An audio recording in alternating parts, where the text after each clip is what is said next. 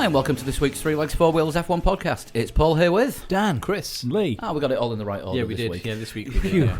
Welcome back, Dan. Thank you. How was your secret mission, or can't you tell us? I can never tell, otherwise I'd be exterminated. So for that, then you'll have to go and listen to the Patreon podcast. Yeah, he was off fighting Daleks. Bloody Daleks. They get everywhere. Not stairs. No, You- apparently modern Doctor Who they can do the stairs. Well, they do the floating thing now, Yeah. don't they? Yeah. They've been able to do that for years. That was even in old Doctor Who towards the end. Was it? Yeah, but it's just that nobody watched it. Ah, right, okay. Shall we talk about the Austrian Grand Prix instead? I'd prefer it. Hell, what a race. Well, we needed that after the drab French Grand Prix. Never really, happened. Didn't we? Well, yeah, there is that, but Shane Bear got it right. It never happened. Yeah, we're just going to forget about it very quickly, especially if you got a race like Austria following it up. Can we start with the Saturday because that's what kind of made the race? Yeah, we Yeah. never really talk about quali, do we? No, but it was an interesting quali in that Lewis Hamilton blocking Raikkonen in Q1 and just admitting it, putting his hand up, saying, Yeah. "Yeah, I didn't mean to, but I kind of got in his way. It wasn't intentional." And then getting a 3-place grid drop, which somehow dropped him down to 4th. I still don't understand how that works. it's I've been Well, They do assumed he was going to qualify on pole. Yeah.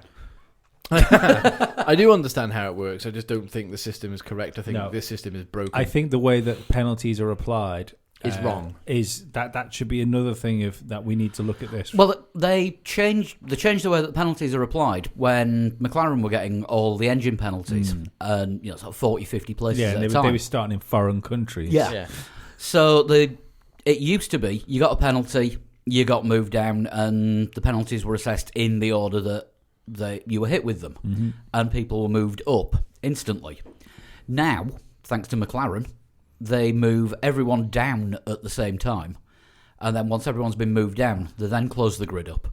Right. Okay. So Lewis moved into a 5th place, which was immediately vacated by Magnussen, and then when it moved up, Lewis was ahead of where Magnussen would have been, so that made him 4th. Sounds more like they make the grid up by. Remember those games you used to get when you were a kid that you filled with water, and Yeah. then you press the plungers in, and the bubbles would fall in the little grooves.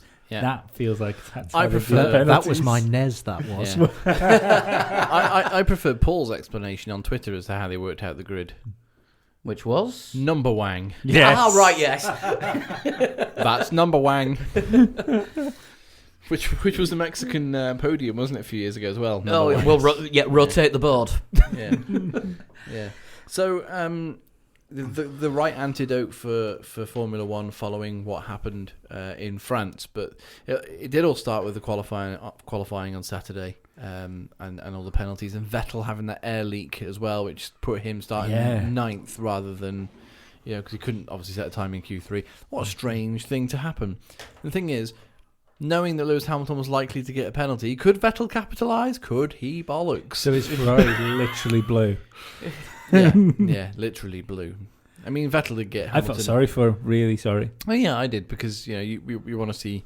You think Vettel's probably going to be the man who would take a championship fight to Lewis Hamilton in equal machinery. I'm not talking about them being in the same car, but it's just not there, is it? The Ferrari. I'm starting to go with that. What we were talking about last week, where Dan, you weren't here. There was a thing with Ted Kravitz on Sky, where he was explaining the difference in the way the teams work and how the sort of data-driven McLaren-esque sort of approach of Red Bull seemed to suit Vettel's personality more, and he thinks that Vettel's not getting on well in Ferrari just because of the way the teams manage, and he just doesn't work with that system. Though I would have thought that a lot of what Ferrari are doing now would probably be what they were doing in the Schumacher era.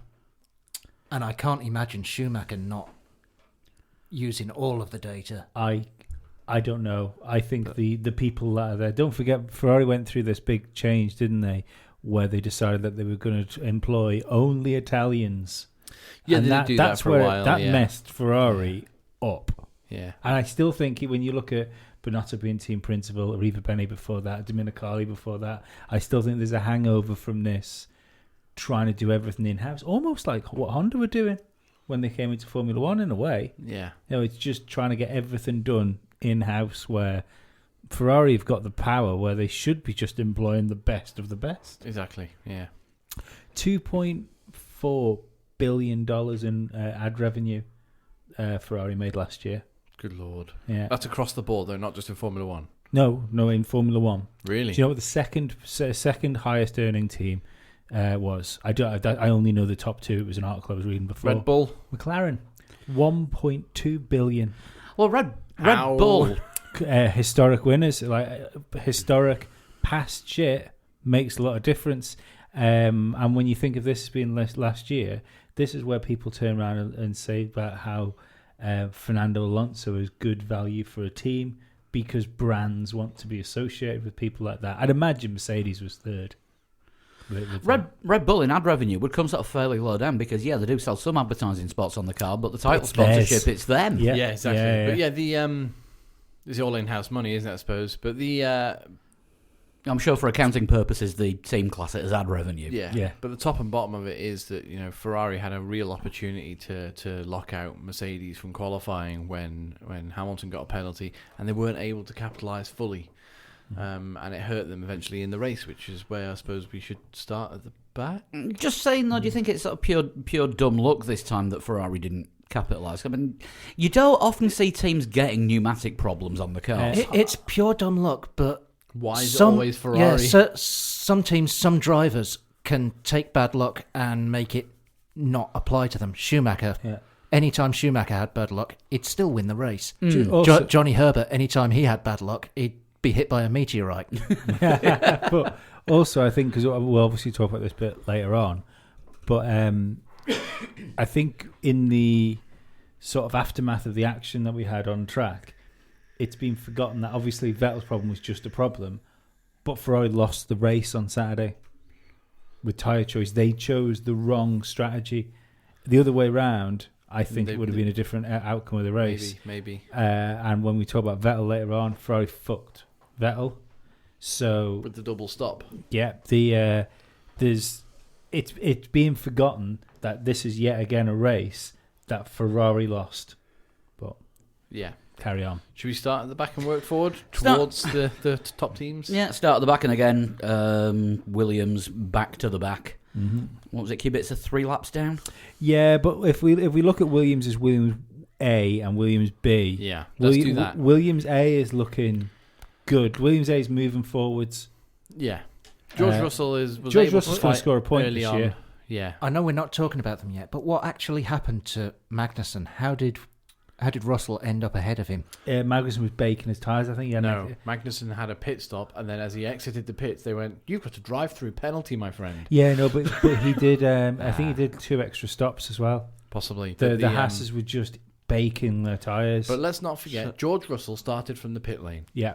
And within a couple of laps was ahead of his teammate and was messing around with the Toro Rossos and the Haas drivers. Yeah. Also, like he had last a good week, first stint. Like last week, George Russell had the overtake of the day as well, because he did when he got past Kubica and it was Kubica and one of the Toro Rossos.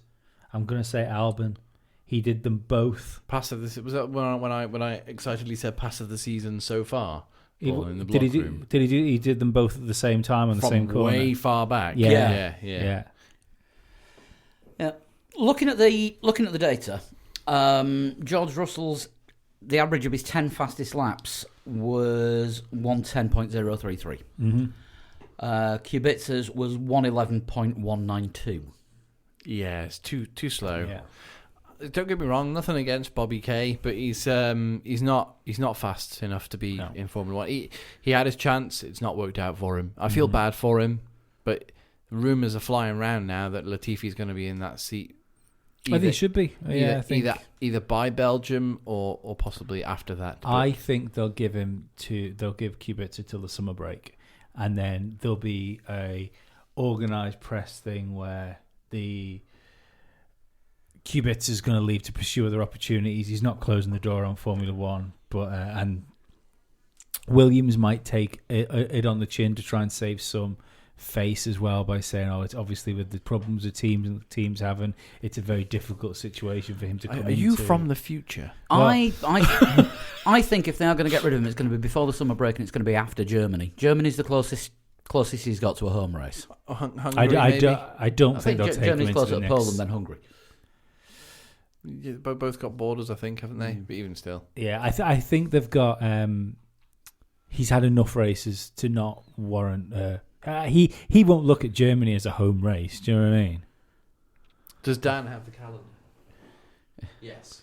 I don't know if that's right. Yeah, I think it is. Yeah. Those, So, You can't always trust what's written on mugs. no, well, it is true. Can't always trust mugs, unless it's Lee's insulated mug. The amount of people I've kissed because of mugs. But Is that why Chris always gets a sex kitten one? yes, every time.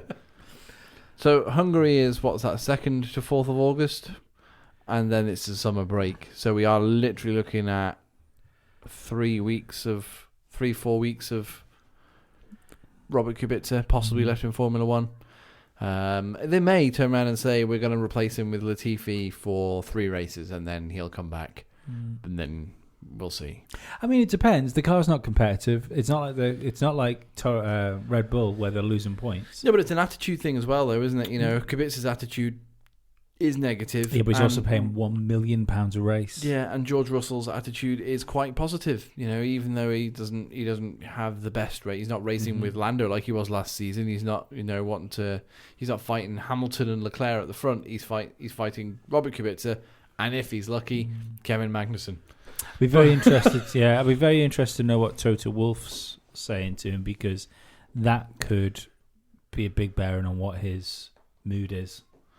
You know, if he knows that the real point of him being there is happy and can see that he's doing a good job given the machinery that he's got, Yeah. then it doesn't matter. If he's impressing the person he has to impress, then it doesn't matter. And if not Latifi, don't forget there's also Esteban Ocon, who is essentially a driver for every Mercedes team this year.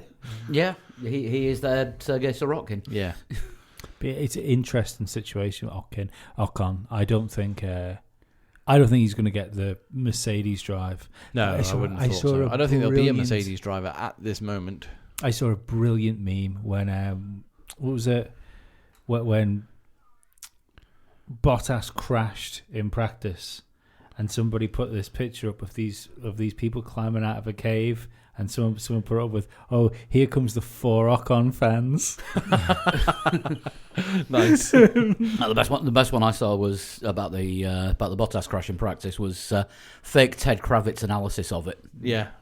Follow fake Ted Kravitz on Twitter. He's yeah. brilliant. He's He's absolutely hilarious. brilliant. Yeah.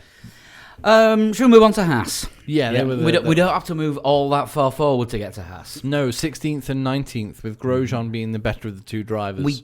They are not doing well at the moment. Magnussen qualified 5th. Yes. 5th. Yeah. That's best of the rest territory. Yeah, well, not even best of the rest territory. That is best of the rest. Yeah. It's just What was it we called it on Sunday? Better of the Retta. Yeah, better Yeah. of the rest. He was so happy as well in his interview after quali. Good, you should be, because he did a stunning job. However, what he didn't do a stunning job of was the race. He had a great interview for F1 TV with Buxton, Yeah. where he was in the pen, and Buxton turned around to him and said, like, you know, what's going on? You were lapping the same pace as George Russell at points during the race. He said, no, I wasn't. He said, well, you were. We were watching it. You were lapping at the same pace. He said, no, I wasn't lapping at the same pace as George Russell. We were slower. Ooh. I really think Haas are going to hit the complete reset button. I put this in the article last week. I don't think it's the driver's fault, though. No, it's 3 races in a row now that Magnussen's been all right in qualifying. Yep. And then it gets to the race and It's all not right. He was Magnussen's stunning fault. in qualifying in Austria. Mhm. And it gets to the race and the car just goes bang straight to the back of the field, barring the Williams. If anything, that qualifying that Magnussen put in justifies the fact that they should keep hold of him until they've got a car which doesn't eat its tyres. Well, I've said all along, I think they want to get rid of Romain Grosjean. It's weird that they announced Romain Grosjean the day after Alpha announced Giovinazzi. Yeah. maybe. Well, it wasn't that they announced their driver lineup the day after Alpha announced theirs. I think that might have just been a coincidence because if they I think they wanted Giovinazzi. maybe they did want Giovinazzi, but there must have been someone better in mind than Grosjean. Maybe. I think unless they thought they'd got Giovinazzi. Maybe. Because he has tested for Haas in the past in like FP1s. He's done a couple of FP1s. Was it last year or the year before? I think it was last year. Yeah. But I don't think you can sack either of those drivers right now for what's going on in that team. There is a fundamental problem with that car where it just overheats its tyres, turns them to chewing gum, and then that's their race pace gone. Yeah. I mean, the big claim at the start of the season was they couldn't get heat into the tyres. Mm-hmm. So have they overfixed it and gone out the other side? I don't think they've done anything. I don't know. I think a lot of the teams are struggling, aren't they, with the softer tyres? Bearing in mind they're really hot in Austria as well, but the softer compounds of the 2019 tyres, I think a lot of teams are struggling with it. When it comes to the harder compounds, you see teams like Mercedes, for example, are really good at looking after the harder compounds. A lot of teams, including Mercedes, are really bad at looking after the softer compounds. Yeah. So I think that just might be where it... I mean, it could be a combination of hotter than expected track temperatures and, of course, the thinner tread on this year's tyres. Mm-hmm. I mean, the teams had the big meeting about reverting back to the 2018 spec and didn't get the 70% agreement that was needed. I'm so happy with that. I think that would have been a farce if they'd done that. Well, Pirelli, talking of going out the other side, Pirelli are now saying that the 2020 prototype tyres might get used before the end of the season. Wow. Because nobody can work out these 2019 tyres. Mercedes have done it. No, they haven't, because they also chewed up their one race, but over the and in Canada season as well. In Canada, they couldn't match Ferrari's tyre management on the softer tyres. The softer tyres don't work for the Mercedes team. So what the hell is the point of the tyre tests that all of the teams do? The harder tyres, Mercedes are wonderful at looking after them. So if you got like Japan, for example. Where they use the hardest of the tyres possible, that's where it's going to really favour. Well, at the moment, anyway. We're going to see that in 2 weeks because Silverstone's a hard tyre track as well. Well, it should technically favour Mercedes because the problems that other teams have, Mercedes are good at looking after their harder tyres. The rest of the teams can't get heat into them. But when you got the softer tyres, everyone chews them up. Yeah, just at different rates. I wonder if, with the Ferrari engine being pretty powerful nowadays, I wonder if Haas are using lots of downforce, which will mean they're going around the corners quick, meaning they can qualify nice and quick, but just burn through the tyres. I think they've got buying bits from various sources and assembling them together in a Formula One car has resulted in a car which they haven't really got any control over. I think that's the problem they've got. Is you can't just throw parts together, it would seem, and make a Formula One car. Yeah, I think that it's more. That's what they're in the trouble because they don't know how to use what they've got. They have the smallest budget as well. But that car seems to be a complete mystery to them as to what to do with it to get the tyres turned on or then stopping them burn out. Yeah, it's they were surprised they qualified well. Yeah. That's what happens when you give Dallara a drawing of last year's Ferrari on the back of a fag packet and say, "Can you make this?" Well, the thing is, as well, don't forget in qualifying, Grosjean barely missed out on Q3. He was 11th. Yeah. So I'm pretty sure he was anyway. Was Grosjean 11th? You've got the... I've got the thing open and it's actually race times I've got. Race times. Okay, sorry. I'm pretty sure Grosjean qualified 11th because when Magnussen took his drop, I think they started. Didn't Grosjean get fucked with... but yes, he did. Traffic. Don't possibly. I'm not sure. I think a lot of drivers did. But. I mean, you say barely missed out on getting into Q3 and finished 11th. He was still half a second down. Yeah, he was part of the. George Russell. It was George Russell, someone else, Danny Kvyat, Grosjean. Yeah. He was in all that traffic that was messing themselves up. Oh no, sorry, tell a lie. He was less than a tenth down on K-Mag. Yeah. Well, in Q2. Yeah. So he barely missed out. So Haas did a good qualifying. Yeah. And the single lap pace looks okay. The race pace is absolute dump. It's almost like McLaren last year. Okay, single lap pace. I think rubbish race pace. I think they're secretly not the worst team on the grid, but they've got the most problems. They're going they're the going wrong way. more in the wrong direction Yeah. than Williams are. Well, Williams know what their issue is. They need downforce. That's what's wrong with that car. And if they run, And they lack seem to be downforce. creeping closer Yeah. to the back of the field. Like from being 4 laps down I think being Williams 3 laps down, to- being to 2 being- laps down. to being 20 seconds behind the team in front of them. Yeah, rather than being lapped by the Yeah. team in front of them. Yeah, yeah. It's a slow progress for Williams, whereas Haas are, as you say, going backwards. They're just late, aren't they? That's the thing. Wonder if the rich energy thing has affected their. Whether rich energy have been like, oh, guys, Do you think they're using it as fuel? No. We're going to have to pull the budget a little bit because this legal battle that we've got going on over our logo, and we're going to have to change the livery. I thought I'd read that Rich Energy had paid the sponsorship up front. Yeah, that's what I heard Yeah. at the start of the Scott season. said that. Fair enough. Suitcases so that's not it then. Suitcases will have used banknotes. Yeah, that's not it. But I did notice that the Stag has gone from the Haas cars. Oh yeah, that went in France. That went in France. Yeah, It soon to be replaced by the Fight Milk Crow. I hope so. Yeah. Yes, you missed the entire Fight Milk conversation this weekend, Dan, but I think you can see where it's going. Yeah. I'd have replaced it with a reindeer just to be a prick. I'd go full kit wanker if Haas became Team Fight Milk. I would. I'll wear my Haas F1 Fight Milk hat.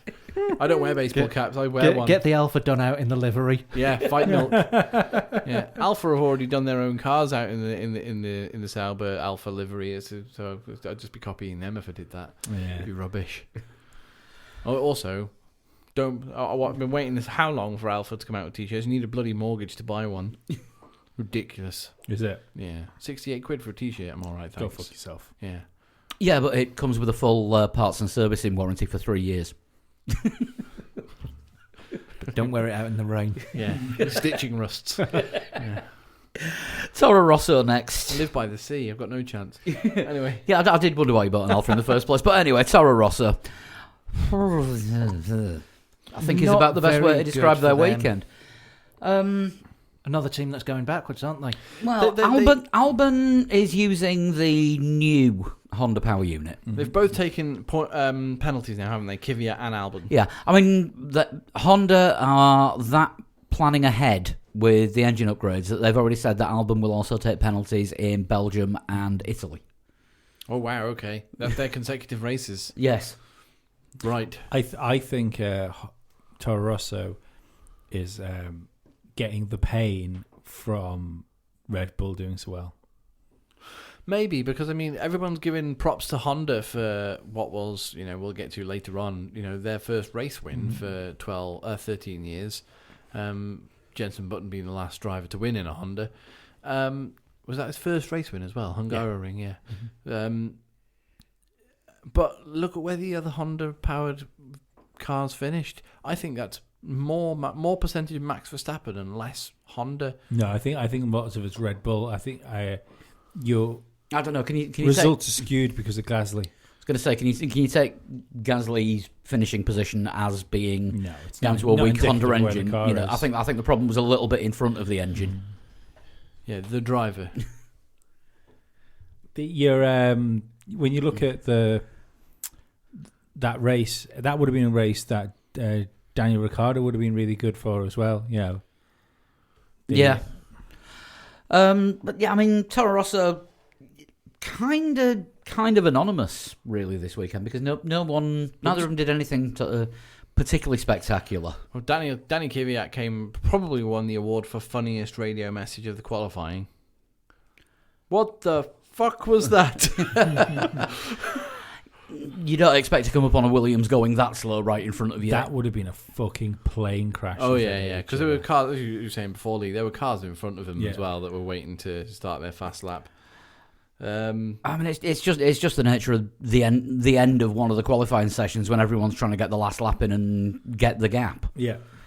But is it something Formula One should do something about, where you've got to maintain a minimum gap between cars on track during qualifying, or just leave it as a free for all? Then you'd lose. You'd always end up with somebody losing out. I think maybe instead of the instant driver penalty. Maybe there should be something more aimed towards the team, because in that situation, I don't think that was George Russell's fault. I think it was Williams. The FIA said in the penalty notice that the team didn't give him enough of a warning. Yeah.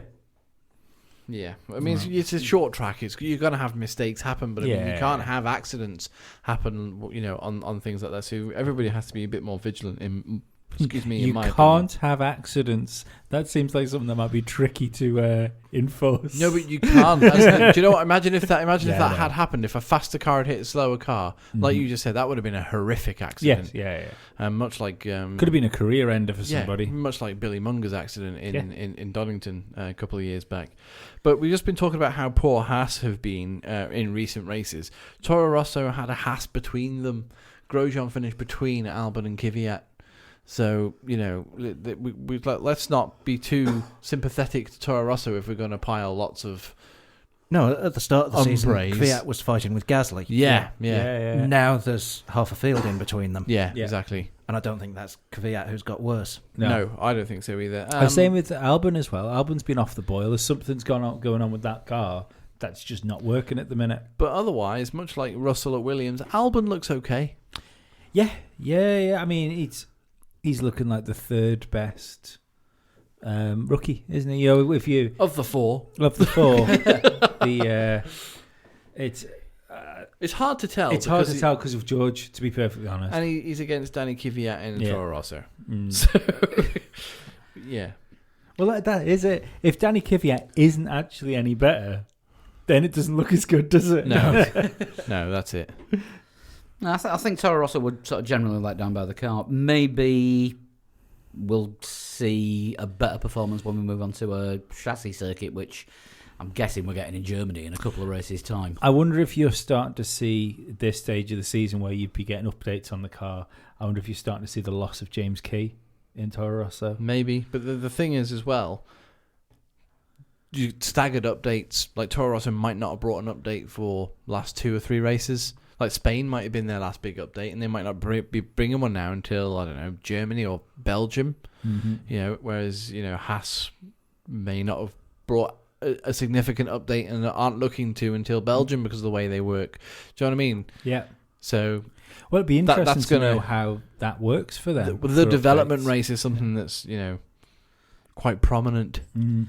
I mean, with Haas and Toro Rosso, you're looking at 2 teams with smaller operations, because I mean most of Toro Rosso is centred away from their headquarters. Yeah. And it's difficult to actually get something built quick and put onto the car. Mm-hmm. So it could be a case of the parts are on order. We just haven't got them yet. Well, to say, I'd love to know how Haas actually do it. Like, is it a genuine case of they just have to wait around for the catalogue to drop on the door? Yeah, because Floorgate last year, they were given extra time to get the legal flaw sorted out. And they said, we're not able to do it ourselves in the minimum required time because we rely on third parties to supply us. And we're suffering manufacturing delays because it's out of our control. Mm-hmm. And it was also during the summer break when everything has to shut down. Yeah. And, so if they physically can't get the bits to them because whoever they're using to make up the composites can't fit them into the schedule, then tough. Yeah, it's done, isn't it? Right, Renault next. Never talked about Toro Rosso and Haas so much. Exactly. Ever. Yeah, no, don't think we have. Renault. Yeah. Still, they haven't moved all season, really, have they? Like they're not at the back, they're not at the front. They're just kind of middling around a little bit. They're not where they wanted to be at this point not in the season, but in their plan, career plan. plan. Yeah, exactly. Yeah. We've signed a race-winning driver. Let's try and win some races. Let's try and get to Q3. Did you know he was getting to $20 million a year? I did not know. Yeah, from his crazy. From his $2 million a year Red Bull contract to a $20 million a year Renault contract. Fair, substantial increase. Someone has played a good game of poker there. But I can't see where it's going to start improving for Renault. I mean, look at the other team that run Renaults, McLaren, and they are improving leaps and bounds. Yeah, but one of the quickest for us to say. One of the quickest cars in the speed trap as well. So it's clearly pushing it along well enough. Yeah. Yeah, so the power units there or thereabouts. You know, it's not Mercedes Ferrari power, No. but it's competitive enough. When we saw Lando fighting with Danny Rick, we got that hilarious message. I thought that was a genuine position for Ricciardo. Then he pitted and dropped him way back down to wherever it was he finished, 12th. I thought, oh, Ricciardo's in the points, that's good. And Ricciardo wasn't in the points. Ricciardo was a pit stop away from being in the points. Well, if you looked at Vettel overtaking Lando, it wasn't just a case of a slam dunk on one of the straights because he didn't get past him first time around. It was using the twisty part of the circuit where he clearly had more downforce. That's where McLaren to get is still close enough. enough. We'll talk about them in a bit, Yeah. but I mean, Renault don't appear to have like the team. I mean, Renault don't appear to have a strength or a particular weakness. They've built. It's a really nice colour. Yeah, it is a nice colour. It's a good livery. But they've built a 5 out of 10 car all round. Yeah. It's 5 out of 10 at everything. They built a Williams. Like the last few years of Williams is Yeah. Yeah, it's reliable. It gets you to the end of the race. Sorry, that's it. in Formula One terms. They built a runaround. It's better than the Haas for the moment. Yeah, it's worrying on the whole because because of Renault's history and propensity to rage quit. That's the only way to describe what they're doing now. Yeah. Better not. The big boss of What are Renault. you gonna do? I'd be well annoyed. Better not. The big boss of Renault will be looking at these results and going, "All right, we're constantly in the midfield. Why are we even bothering to do this?" Yeah. How much money are we pouring into this again? Yeah, because their 2020 plan was just to win races and fight for a championship, wasn't it? But in their defence, they are the second best Renault-powered team on the grid. This is true. Out of 2. It's like that Catfish episode with somebody claiming to be the hottest guy in Maine. It's a statement. And it's maybe correct. But It's last Thursdayism all over again, isn't it? Last Thursdayism? Last Thursdayism. The theory that the world and the universe and everything that we were all created last Thursday, and all your memories and every piece of footage you've got of ever visiting anywhere, and were all created last Thursday. It's used as a philosophical term because you can't prove that it's not falsifiable. You can't prove that it didn't happen. Well, I can prove that Renault are the second fastest Renault-powered team on the grid. No, you can't. As Exhibit A, I present the weekend's results. Which all happened after last Thursday. Exactly. So Renault, right? I think the Hang on a minute. Lee's just steered us away from a whacked out theory. So I got a bit philosophical there. Philosophical. Yeah. So maybe all my memories of your whacked out theories don't exist and they were invented last so Thursday. Renault, yeah, basically they've fucked it. Are they losing Hülkenberg, or has Hülkenberg decided to bail, or has he been told he's not got a drive, or is he going to Red Bull? Yeah, is he replacing Gasly? Are they We will. My prediction still is we will see Hulk in a different car next season. Last week I thought it was Haas. No, I'm still 50-50 on that, but I don't think we'll see Hulk in a Renault next year. No, I don't. I find it odd. that they're going to replace him, and I can't work. They've said that they're going to look past him, but who? What? Yeah, I think It of seems the to be a drivers good- that are yeah, available, it's Nico he's Hülkenberg. the best. Yeah, Yeah. he's not Spanish though. When the car is ready to go, there's nobody who gets that car up there like Nico Hülkenberg does, quietly as well. Yeah. Not spectacularly. Just get, what's that? Hülkenberg's in 5th. How's he done that? It's only been the last 2 races that Danny Rick seems to have got on top of him. Yeah, That might be an anomaly. Danny Rick has been beating him. by But, one place. Yeah, but by one place. Yeah. It's not like a different driver would give them better results. It would be like McLaren getting rid of Lando or Carlos Sainz at the minute. Yeah, according to I don't think Renault are getting rid of him. I think he said he's going.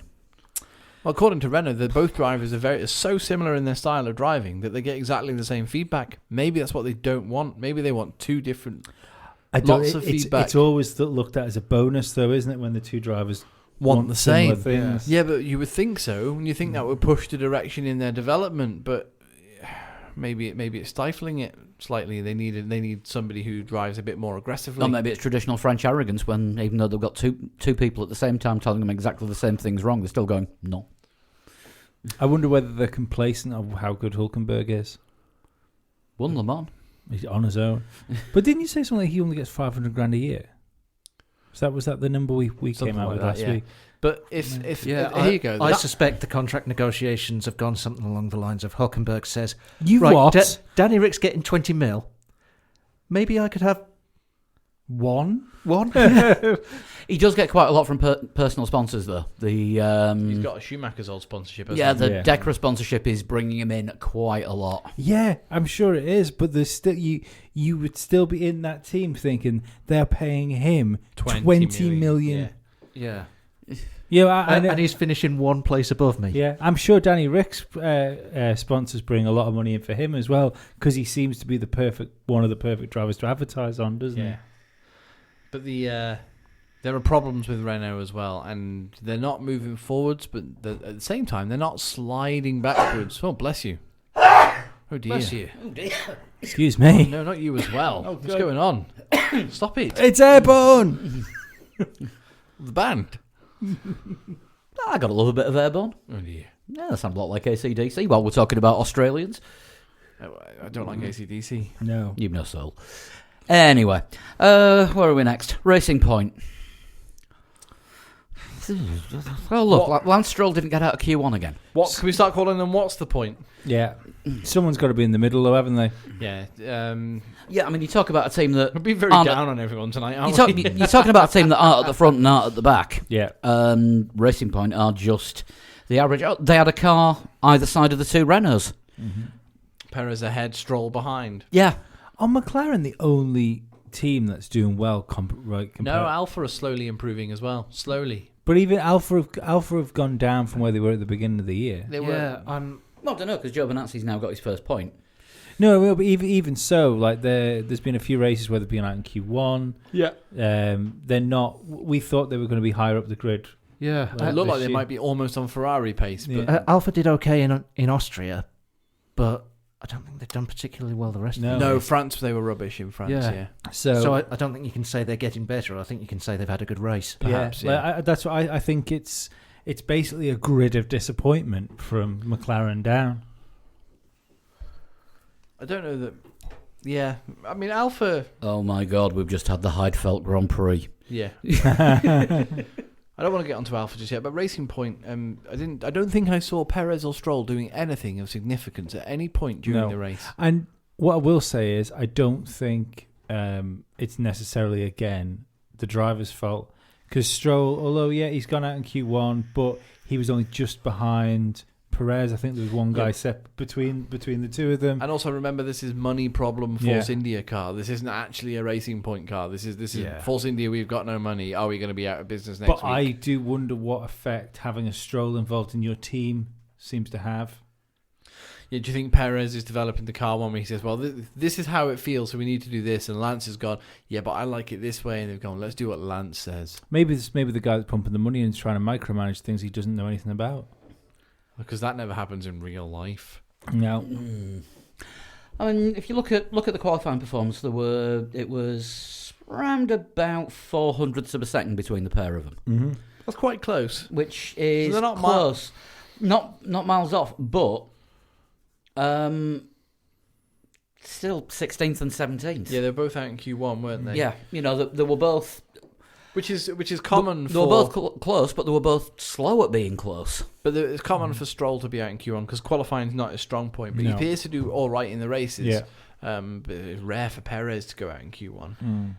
Yeah, Perez really does seem to be struggling a little bit at the minute. Is Perez struggling or is Stroll just slowly getting better? I think Stroll's slowly getting better, but again, I don't think it's the drivers. I think it's the car. They haven't got the machinery to do it. I mean, all right, this car would have been as much as they could have done, designed when there was no money to actually. But does that design work? the car. Does that really work? Because they've been going in and out of administration for the last 4 seasons. We've thought. Don't forget when we first did this podcast, we said Force India would make the end of the year. Yeah, and that was 2015. Yeah, 2015 we started.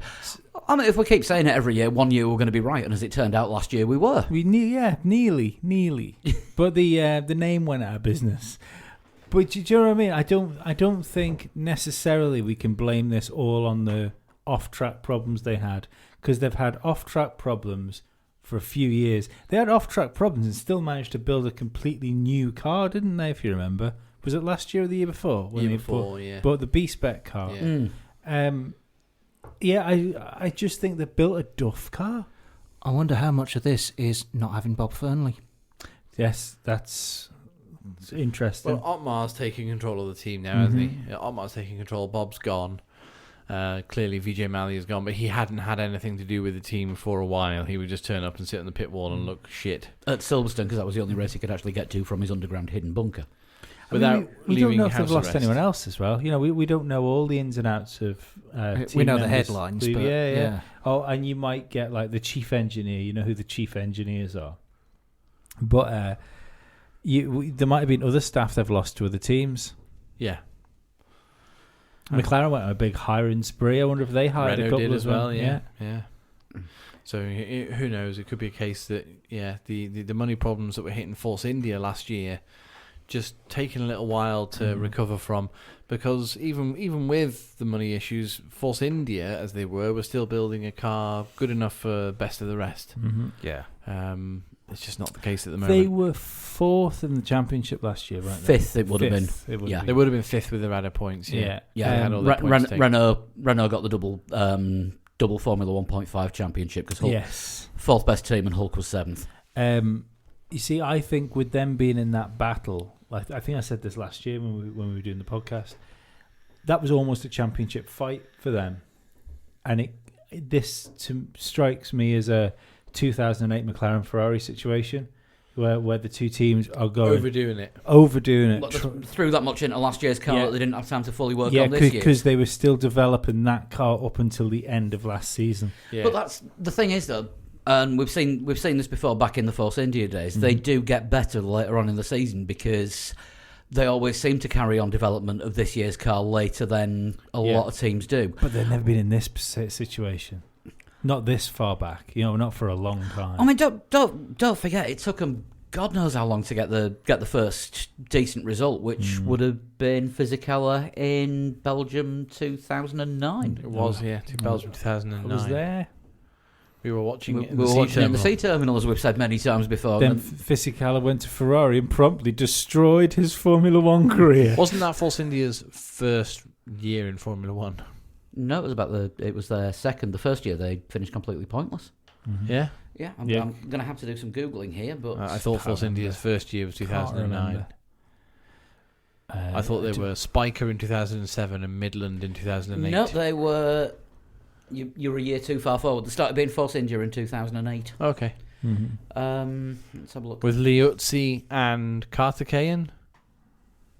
In 2008? Yeah. Suttil and Fisichella. Oh, okay. When were they Liuzzi and Karthikeyan? That was early days. Welcome to the Force India cast. Karthikeyan has never driven I thought you a did. race before. No, he tested. Oh, okay. Over this podcast, we'll talk about nebulous teams with underperforming drivers, all for your listening pleasure.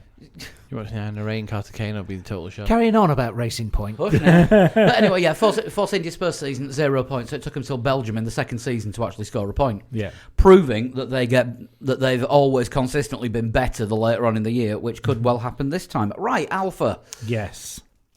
Double points finish for the first time this year. And a haircut for Giovinazzi at the end of the race because he promised he would get his haircut as soon as he scored a point. So they did it in the motorhome. Mm-hmm. Yeah, the engineer followed him around with a pair of scissors and cut his hair off. At speed. Yes.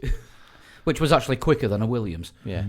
Don't know if anyone saw the little video clip, but Giovinazzi's defence was a bottle of water that he squeezed at the engineer.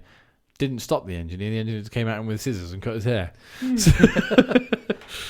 But no, well done to them. Yeah, as Dan was saying, a good result. Maybe they're not improving overall, as I said before, but we'll find out at Silverstone if it's the start of a run of good form or if it's just a one-off. Are they maybe one of the teams I was talking about before who just chew the tyres up a bit less than the rest of them, and that's why they were able to hang on to a good possibly advantage?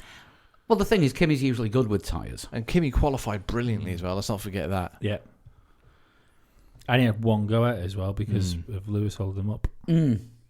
Well, no, that was in the first qualifying session, wasn't it? Q1. That was in Q1. Yeah, but he had one go to get himself through, didn't he? Yeah, I see in Q1, yeah. I wonder, they were doing okay at the start of the season, and just checking what the mug tells me, the start of the season tends to be hotter races, doesn't it? Mm. And Austria was pretty warm. Very much so. Mm-hmm. I wonder if they do better in high temperatures. I think the lack of downforce that's needed for Austria didn't hurt them either. No. Yeah, high up in the mountains. But mixed results in France where it was equally hot. Yeah. Giovinazzi Well. 16th, Kimi 7th. But not brilliant qualifying from both of them. Who knows then? So, I don't know. I mean, Austria is an out-and-out power circuit. Yeah. That Ferrari engine has got one shed load of grunt when it's used properly. Alpha seem to be able to use it properly. Yeah. And you can always rely on Kimi to get the best out of whatever car he's put in. If it's built for Kimi. I think that's it. It shows it must be a really well-balanced car, doesn't it, if Kimi's doing well in it? If Kimi's getting results out of it. Very much a Jensen Button type in that respect, isn't Is it a case of, I mean, Kimi was announced sort of fairly, it'd been pretty late on in the development cycle of that car. Was it a case of, now we've got the car, now we've got Kimi, let's get the car working for Kimi? Maybe. And like you say, we'll find that out in Silverstone. I think we'll find it out more in Germany because that's a lot more chassis. I think they've just built a 6. They're just like you were saying about Renault's 5 out of 10 all yeah, round. Yeah, they've just built a 6 all round. So you get in it, it'll do what you want it to do. I mean, don't forget, we talk about where they are. When it was in testing, we did wonder whether they'd have half a go at having a championship winning and race winning car. Yeah, because we thought they pre-season. might be up there with Ferrari. But they're basically the Ferrari B team. Yeah. And which part of the season are Ferrari best at? Beginning. Pre-season. Yeah. The bit before Australia. Yeah. Winter champions. Mm. Right, McLaren. Strap yourselves in. This is going to be a long conversation. Good. It's going to be a good Second good race conversation. in a row for them. Or second great race in a row for them. Great drive again. From both drivers. Yeah, from both drivers. But Lando Norris staying at the sharp end, challenging Lewis Hamilton on the first lap. Got to getting past him. One thing that I noticed about Lando, and it's happened now 2 races on the trot, he appears to have nailed starts. And he's cooled down a lot, hasn't he? Do you know what I mean? In the car, Yeah. he's settled in. Mm-hmm. Yeah, he's not. I think it was impetuousness at the start Probably a bit of that was causing the problems earlier on the season. I think he's obviously worked on that to cool it down. Mm-hmm. He's had 2 good starts. All right, he lost a place in France, but that's because he was blocked and squeezed out. Yeah. I mean, I know it was a joke of him bobbing his head away around when he was on the grid in Having France. a good time. I think it's being relaxed, isn't it? Yeah. Norris is staying well up there. I mean, started 5th and finished 6th, so brilliant result given that Vettel was on a charge from behind. But Sainz going from 19th. Sainz was driver of the day. 19th to 8th. Well, he wasn't. Sorry, we should have said this earlier. Fucking Kubica was driver of the day. He was. How? Which is now being looked at by F1 to see how somebody managed to game the system and put that many votes through. No, I tell you, it's almost Brexit. It was a protest vote. There's been enough sensible people tried to highlight the issues within Formula One. What? So you mean all the votes were down to Russian bots? Yes. Right. Okay. There was no collusion. No, there was no collision. The stewards decided that. Yeah. I think he had a hand in it. But yeah. McLaren. Carlos was driver of the day, I think. I think he had a great drive. Yeah, he had a very, very much like Carlos Sainz of old, like quiet, got on with it, and just appeared in the points. Just He Whoa, cracked how his did he front do that? wing, didn't he? Cracked his front wing at some point, probably I don't in know. a similar way that I think Lewis did, but not quite as bad. So I think that's why he didn't get Gasly. And I think if he hadn't done that, I think he might have had a bit of a crack at Norris, maybe. Maybe, possibly. Yeah. Radio message of the race as well for Lando Norris. And being asked to keep Daniel Ricciardo behind him. I'm not going to repeat it. Everyone's heard it. Yeah, it was good. Made me laugh. Made me laugh. Made me howl. Mm-hmm. I nearly passed out. I was laughing so hard. Say it every time. It's great to see McLaren actually challenging for points. Well, it seems to be the team going forward. Best of the rest. You know, there was the 6th and 8th, and there was a Red Bull between them. Okay, it was Gasly, but it was a Red Bull between them. Yeah, and that Red Bull car was good enough to win the race. So that's not a shit result. Anyone would think there's something wrong with Gasly's car. There's that bit of it which isn't as good as Max. Just one bit of that car. I just wonder what that is. I mean, on pace, Sainz was the 6th fastest driver of the day. Yeah. Yeah, that makes sense. When you compare the average of his 10 fastest laps, he was 6th fastest overall. Lots of straights. Although surprisingly, 5th fastest was Ricciardo. Okay. Which says to me there was problems with the Renault at some point.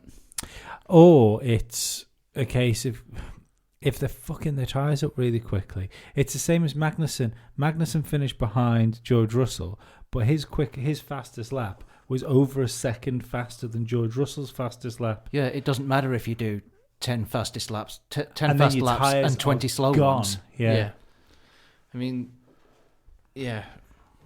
Carlos Sainz is just one of those drivers who just can just get on with it, and you know, but that's an impressive stat. But I'm wondering if the McLaren, really good on the straights, as we saw, you know, was able to kind of defend from Vettel for a while. Not the whole time, because let's be honest, that Ferrari's just so much quicker than the McLaren. Past at some point. Yeah. But you know, the McLaren of last year, 2 years ago, wouldn't have stood a chance. It wouldn't have been there. No, it would have been lapped. Yeah. But it was a twistier section where the McLarens just sort of got caught that middle sector. So I'm wondering if, you know, Monza, for example, is going to be a strong race for McLaren because they've worked out how to make their car less draggy. It's just not that great going around the corners. Should be super hot as well, Monza. Well, that's a couple of months away yet. No, but that time of year, like Monza's usually a super hot race. Yeah. Yeah, it's one or two ways, isn't it? It's either roasting or pissing it down. Wet Monza's, I say no fun. It's usually no fun, wet Monza. You want to see fast Monza. I don't like Monza as a track, if I'm perfectly honest. Imola would be better, probably, as an Italian Grand Prix. It's a better racing circuit. Right, moving on to the top 3, and Mercedes are bottom of the pile. Really bad race for them. Yeah. Struggle with overheating. Hamilton wasn't on it at all. He never is around Austria, is he? It's not his circuit. He's won there once in the last 5 years. Yeah, it's must be terrible for him. No, but like the other races, he's not been the Lewis Hamilton you expect to see. Yeah, well, not the one that disappeared into the distance in France. Yeah, there wasn't the same Lewis Hamilton that turned up in Austria. Cracked his front wing he went over that curb more than anyone else, I think, or we were shown him going over the curb more than anyone else. Yeah, funny enough, before that was even mentioned, I turned around to my father while we were watching it, saying, like, if he keeps doing that, he's going to break his car. I could see one of those situations, you know, where someone goes over the bumps really badly that time, and the car turns itself off. Yeah.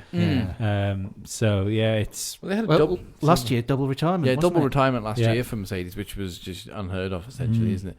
But I think we last year's Austrian Grand Prix, we must have started with Mercedes because I think they're the only double retirement. Yeah, but the Paul's now looking back through the book. I might as well have a look back through. Well, did you see the vents they had to have in the side of the car, like on the top of the new vents for cooling? No, didn't notice them. Huge. They were like over a foot wide on the side of the car.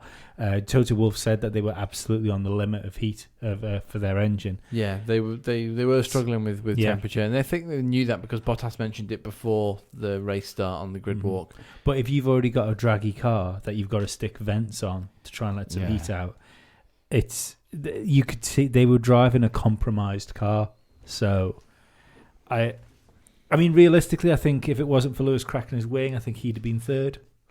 Possibly because Yeah. that extra long pit stop put him behind Max and Yeah. Sebastian. Oh no, not behind Sebastian because Sebastian had to pass him later on.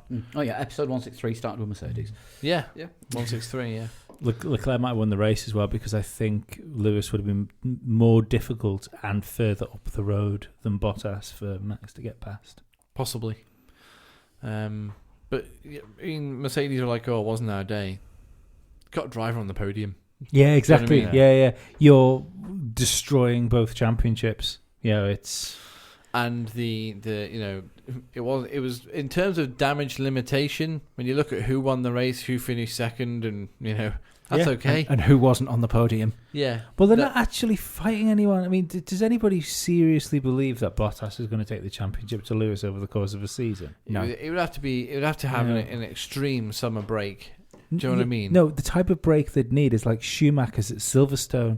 That's what would have to happen to Lewis. Touching all the wood. Sorry for everyone's ears getting hammered by. It's all right.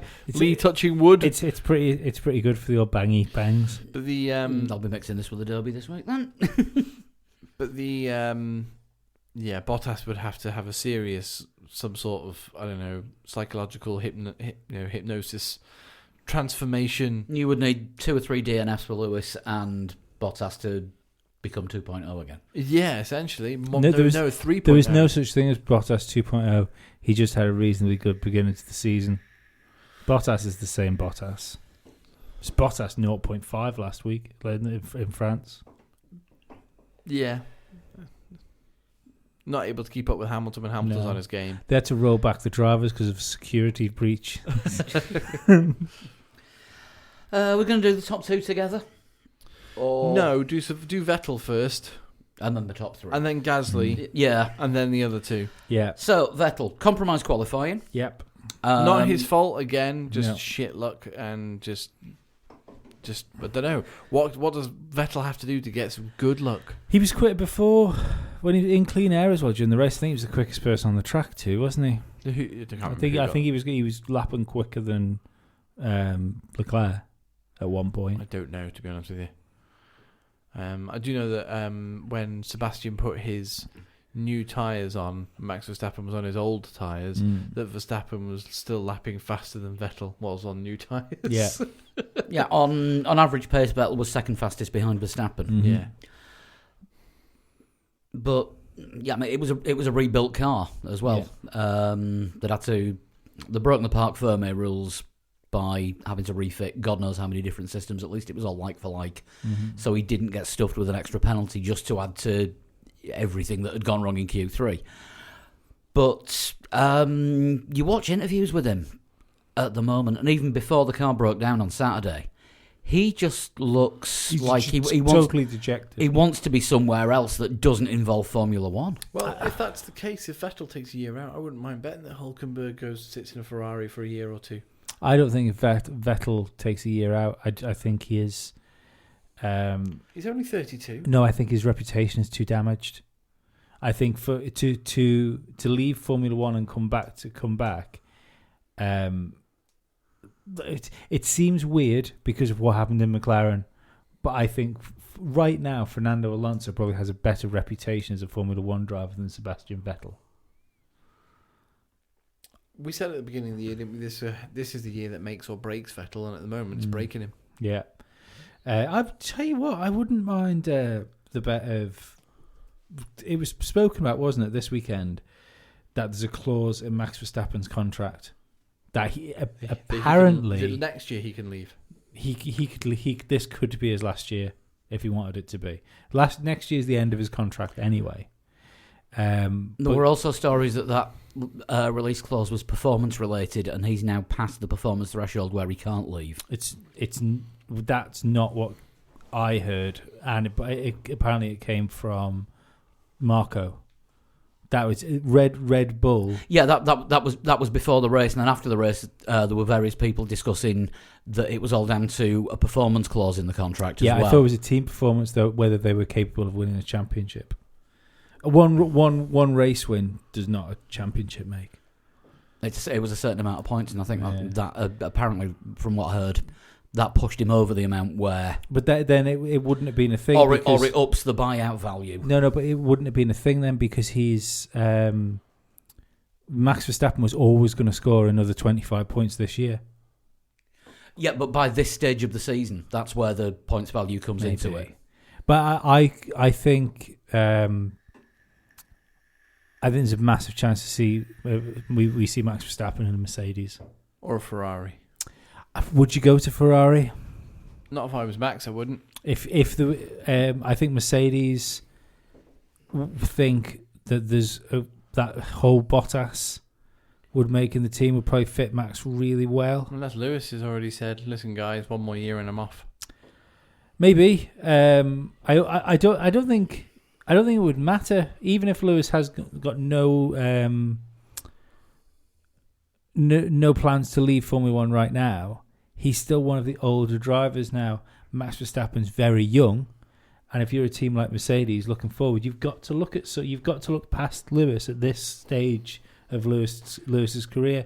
Not necessarily look past him and fucking number two him, but you have to start thinking, oh well, in another 3-4 years, we're going to need a championship winning driver. Yeah. It was like you're about to say something, Dan. I'm just waiting for some facts to come across the internet. Because where is Verstappen in the driver's standings at the moment? 4th. That sounds about right. Mm-hmm. No, it must be 5th. No, he's 3rd. 3rd? He overtook Vettel this weekend. Mm-hmm. Oh, good lord. Max is on 126 points. Vettel is now on 123. Mm-hmm. So Verstappen is actually better than both Ferrari drivers.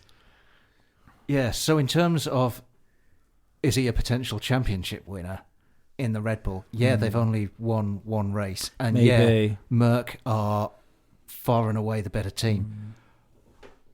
But he's in a strong position at the moment compared to anyone else. I mean, there's very few, though. There's very few moments in Formula One history where somebody's wanted to leave a team and been forced to race for somebody. Yeah. I don't think that would, performance clause or not, it might cost Mercedes, like you say, more money if Max wants to go to Mercedes. But I don't believe by any stretch of imagination that Red Bull would force Max to drive for them. No. I think Red Bull is a good place to be sat. I think you're right. I think it would be a Lewis Hamilton type gamble for Max to leave, because as soon as the rules move towards the aero, mm-hmm. you want to be in an Adrian Newey car. Unless moving to I mean, we are, but what we think is we're moving away from aero.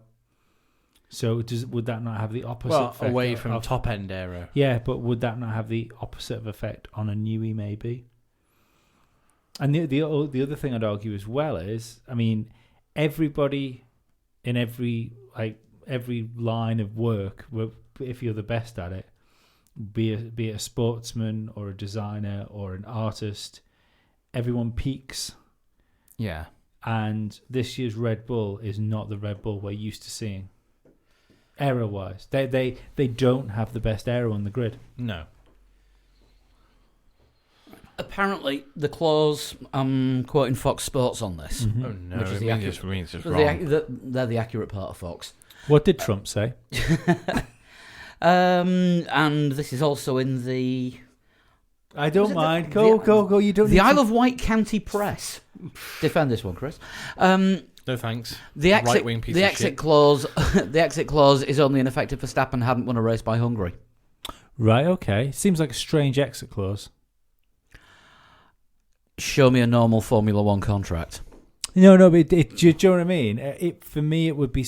Well, contracts are boring. Yeah, it would be consistency, you'd have thought. But anyway, like you say, I still think there's a massive chance that Max Verstappen leaves to go to Mercedes and Sebastian Vettel goes back to Red Bull. Maybe. Can't see it. But we'll move on to Pierre Gasly now. Who else would Red Bull get? if that was to happen. Hulkenberg. I wouldn't take Hulkenberg over Vettel. No, they'll promote from within. I mean, okay, this means there could be two different Red Bull drivers by next season. Mm-hmm. There could even be one different Red Bull driver by the end of this season. I think that it wouldn't surprise me if Patrick O'Ward does well enough to get himself into Toro Rosso by the end of the year. Well, he's doing Super Formula now because Red Bull have got rid of Dan Ticktum. Yeah. Completely from the programme. He lost his Super Formula seat and then lost his place on the Red Bull Young Drivers programme. Bad day. For everyone asking why, 1 point out of 3 races, probably... Yeah, but Super Formula might not be his thing. Yeah, and Super Formula is a weird thing. Look at Stoffel destroyed GP2, went to Super Formula, did precisely fuck all for the start. All right. And then came to Formula 1. And did precisely fuck all. Well, it was what McLaren were... since he left McLaren, it's come to light what McLaren were asking of him, and it was a little bit... We need you to match Alonso, but you're not getting the same parts as him, all the same resources, and we're not sharing his information with you. Stoffel's like, okay. Yeah. That was basically... Now go make his tea. Yeah. So it was the goat versus the sacrificial goat. Yes. Essentially, yeah. Yeah, Gasly. Issues. He's just not... A Formula 1 driver at the moment. He's not proving it. It's Toro Rosso driver. The excuses that I've heard were the car's back end is too loose for him, and that's why you can't drive it. Well, adapt. Good drivers adapt. Yeah. But I mean, that in Max's hands, that Red Bull was on rails this weekend. You know, He even had a great qualifying, Verstappen. Gasly, meh. Yeah, I mean, where was it Gasly qualified? Was it 7th? I think he qualified 7th. He was finished lapped. 7th, yeah. Max Verstappen lapped him. Yeah. Going into turn 1, they were next to each other. That's fucking crazy. Sorry, no, Gasly qualified 9th. Started 8th. Qualified 9th, started 8th. Yeah. Raikkonen qualified 7th. Yes. It's the performance isn't good enough. I mean, maybe this is... Hang on a second. Was Gasly out-qualified by 2 Alfa Romeos? Yes, he was. And a McLaren. I'm just staring at Lee. It's a good and place a Haas. to stare. And a Haas. Yeah. Bearing in mind Vettel didn't run, Gasly was the worst driver in Q3. Yeah. Yeah, But he had better race pace than the Haas. Let's be positive. No, I feel like we're having a very negative podcast after having such a great... ray of sunshine. Well, we tried to be positive after the French Grand Prix, so let's try and be negative after the Austrian Grand Prix. Gasly's awful. I've looked Burn him. He's not I've looked at his qualifying times in comparison to Verstappen's. Now, this is probably skewed because Max is getting more out of the car and Gasly's getting less out of it. No, it's Which is kind of what your job is. To So get more it's out of it. skewed because Max is a better driver. Yeah. Yeah. Qualifying It's is Yeah. 8-1 in Verstappen's favour this season, and the only time that Gasly out-qualified him was Canada when the team screwed up and didn't send Verstappen back out on track and he got knocked out. He got Leclerc. Yeah. The average difference is nearly 2.5 weeks. Yeah. It's actually closer than that, but you're dealing with almost 1% slower. Gasly is on average 0.75% slower in qualifying than Verstappen, and that's a lot of difference in F1. That translates as over 1 minute in... Over let's say an average lap is 1 minute 15, 75 seconds. You're looking at something like 8 tenths. Yeah, I was going to say 5, 6, 7 tenths. Yeah. And That's Alonso Stoffel. in F1, difference. that is an eternity. Yeah. See, the thing is as well, people that like Gasly will be saying, "Oh, well, Max is probably getting preferential treatment. He's getting the extra parts, and he probably is getting the new parts quicker." But we've seen with Vettel and Ricciardo that Ricciardo did have every opportunity to beat Vettel if he was quick enough. Yeah. We saw with Max and Ricciardo that they were both given reasonably equal equipment and they were fighting each other. They were always around the same sort of area. Yeah. I don't believe all of a sudden that Gasly's as good as Ricciardo. No, I don't believe all of a sudden that Red Bull would sacrifice one driver and take the 2002 Ferrari route with drivers. Well, yeah, even going back to Webber and Vettel. Webber nearly won a championship. Webber could be faster than Vettel. Yeah. On the right day. Mm-hmm. Red Bull weren't sticking screwdrivers in the car to slow him down. No, not bad for a number 2 driver. Yeah. So, even if Red Bull are number 2 in Gasly, every once in a while he should be able to get his nose in front of Verstappen. Don't forget that the Red Bull is ruthless. The Red Bull driver program and the team are ruthless, and that's how they've gotten results in the past, by being ruthless. They will not pander to Pierre Gasly going, oh, well, it doesn't feel right to me for forever. They may not even last a season. Well, let's not forget. But I don't know who else they can put in. No, but look at this, right? This has been probably his worst performance of the year in Austria at the Red Bull Ring. Yeah, exactly. Yeah, at home. Yeah. Though, in his defence, is it his worst performance of the year or is it Verstappen's best? Either way. I think it's actually both at the same time. And which makes him look worse. That's made it look even more polarised. No, but I mean, I'm not... Red Bull are consistently the third best team in the sport this year, aren't they? Red Bull are behind Ferrari, sometimes can race them, usually can't race the Mercedes. Nope. Austria, that was completely different. You what, Danny Rick in that car would have been a 1-2 this weekend. Yeah, Ferrari were able to be raced by Red Bull, even though they were out front. Mm-hmm. I say Red Bull, I mean Max Verstappen. Mm-hmm. And see, I don't think when you saw Max, it's not like he had a great drive. I'm not trying to take anything away from what he did, but it was no like Mansell Schumacher-y type drive where you could see he banged in like 15 qualifying laps out of nowhere to catch up. Eight lap records in 10 laps or something. He just drove a really fast Formula One car really fast. Yeah. So, Gasly's got the gear. Yeah, that's the thing. The point I was going to make there was Gasly was catching Norris and we all thought he's going to get him, and he didn't. Norris dropped him in the end. Yeah, by about 3 or 4 seconds at the end of the race. Stick Norris in that Red Bull and see how close he would have been to Verstappen. Well, they appear to get on a little bit too well on that little video that I showed. Nothing wrong with a cock grab. Live on television, yeah? Yeah. Dan's now looking worried because he's in the seat closest to Lee. I'm just going to hold my mug here. So, yeah. It's not looking good for Gasly, is it? Really? Not really. But I think he was promoted too soon. Well, the Red Bull admit that. Yeah. But again, I don't think... I think he looked strong in the Toro Rosso. I think though, didn't he? No, in several races he looked... See, I think there was strong one and or fast. two good races he had. Because I don't think I could understand it like last year when we thought he was doing well. I thought he was just doing sort of middling.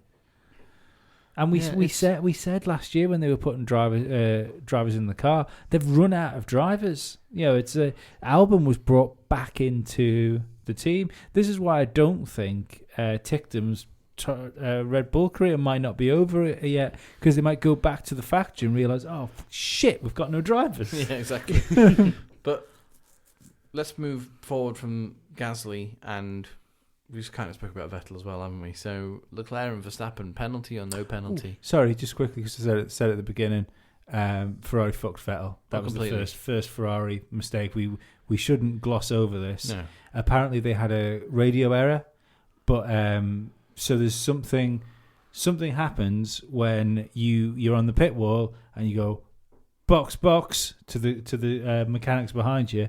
You look behind you, and go, oh, there's no mechanics there. They'll be right. And without thinking, something's amiss here. Yeah, but the again with the Ferrari luck, why Ferrari? Yeah, do you know what I mean? But yeah, onto the top two then, Verstappen and Leclerc. It looked like Leclerc was going to get his first win. Did anyone here think that it was worthy of a penalty? the coming together. No, we've seen that sort of thing happen a whole bunch of times with no penalty. I think that should be the absolute limit of legality. Paul? Any harder than that should be a penalty, but that should have been the borderline of what is acceptable. I have a theory, but go on, Paul. For me, not a penalty. Mm-hmm. It was Max had taken the line coming in. Leclerc was already running a little bit wide. Mm-hmm. And he left the door open. Yeah. It was his own fault. Exactly. Max was there. This is my theory. Leclerc put himself on the outside. If Leclerc wanted to defend, he should have moved to the middle of the inside before Max was making his move. Do that. You've squared the corner off. You turn it into a hairpin. Then so no one's coming around the outside door of open there. for Max, and as soon as Max is alongside you on the inside, it's number one, it's Max fucking Verstappen. Yeah. Number two, you're leaving yourself no room because what you're going to do, cut back behind Verstappen. Not only is it Max Verstappen, it's Max Verstappen in a car that doesn't normally fight for wins at his home Grand Prix. At the car's home Grand Prix. well, it might as well have been his home Yeah, Grand Prix. Yeah. He has several at the moment. Yeah. No, but Anywhere within 9 hours drive of the Dutch border. Was there actually anybody at home in the Netherlands this weekend? Because every Dutch person that wasn't in Austria was at Assen. It seems so, yeah. Or the Ziggo Arena. Or the Ziggo Arena watching. Yeah, if anyone's seen the pictures from Ziggo Arena where they showed the race live. Was there something on? Or did they just put it on? No, they put it on. That was Ziggo TV showing the race in I think packed it's about arena. 15,000 seat arena. It must be more than that. I think they'd taken up quite a lot of space with the stage and everything. Imagine a country, how ridiculous that is. A country where the media and the people get behind their sports stars. Exactly. What a hell that would be to live in. Terrible, isn't it? Well, quite like Mark Cavendish over here, and so do the press. Yeah, okay. But I didn't think it was a penalty. I thought Leclerc placed himself very poorly. Everyone that was saying, "Oh, it was a penalty in Canada. Why wasn't it a penalty here?" Because at no point was Verstappen not in full control of the car. Yeah, or Leclerc. And Karun Chandok put it best. Did anyone see his tweet? Nope. After the race, what he said was, "Here's my view. Back in the day, the driver on the outside, obviously being Leclerc in this case, would have had to back out and realise when he's been beaten. Now they can keep going, knowing that they can use the asphalt runoff and then hope that the argument about being squeezed off will win with the stewards." Well, no, exactly. That's the thing. If that was gravel, there's a good counterpoint argument though. Go on. Which I don't necessarily agree with, but it's a good one just to bring up because it's kind of the exact opposite of that. Was Julian Palmer said the only issue with if we take this as a precedent now, then he thinks the art of racing has gone. Well, yeah, because you may as well take Formula One into a no contact sport. No, he went. Well, it is a no contact sport. But he went the other way around. He went the other way around saying, look, if we just make it so you're allowed to go on the inside and then thump your adversary off the circuit, then that's taking away like a genuine overtake. I know what you mean, but at the same time, the cars will touch each other, and all you have to do at the end of the day is if you're going to be passed, and any kind of contact is a penalty. Yeah. All you have to do is make sure the guy behind you makes do a Schumacher, make sure the guy behind you makes contact, and then that's it. There's an instant penalty. Well, look at the amount of times that you can remember. I can't remember incidents as such, but the amount of time you remember Martin Brundle saying, "Oh, it's okay. They've hit the wheels have hit square. Yeah, they should be okay without damage." Now, I don't remember them saying, "Oh, the wheels have hit square. That's probably going to be a drive-through." Yeah. Yeah, if it was a front wing taken off, much like Hamilton-Rosberg on that same turn in 2016, was it? I think intent should be brought into this as well. I think this is the problem with the rules. The same way as I personally don't think the Vettel thing probably should have been a penalty like it was. Maybe something like I said, the switching of the cars or something. The time penalty seemed massively harsh for someone that I didn't agree wasn't with the penalty in in control. Canada, and I didn't agree with the penalty in Austria. Yeah, so it's the thing is, if you look at the onboard with Verstappen, he doesn't turn. You know, he's going out. He probably doesn't. he probably lets the steering wheel go more because he knows Leclerc is on the outside of him, so he is pushing him towards the edge, to the edge of the circuit. But He's Leclerc won put the himself- corner Yeah, in my eyes. yeah. Leclerc He's put himself won there. the right to take the track away from Leclerc, and if Leclerc was cleverer, to be perfectly honest, he should have backed out of that move earlier and then tried to get him to slipstream him down the straight Yeah, or put the car in the middle of the circuit. and not being overtaken in the first place, because that was the only place that he was going to get past him.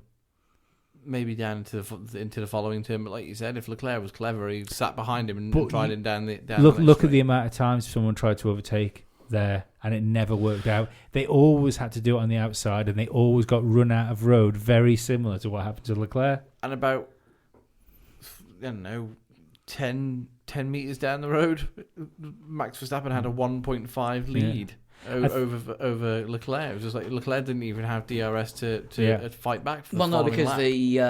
the detection point is just before the corner. Yeah. So Verstappen had DRS down the Yeah, straight. going down that straight. after he'd already made the pass. Yeah, but going across the line for the next DRS, Leclerc wasn't even in DRS. He was 1.5 seconds back. Yeah, he wouldn't have been able to use it even if he was a second behind because Max had passed the detection line. No, I'm not. You're talking about the bit where he's just passed. I'm talking about you go right the way back round again. Oh, right. Halfway around the lap. The halfway around the lap, there was a more than 1 second gap. Right. Sorry, I thought you meant by the end of that No, straight. no. Verstappen had the DRS after he'd passed Leclerc. 2 Ferrari points though. First Ferrari point being, if they hadn't have fucked the tyre strategy up, Leclerc would have won the race.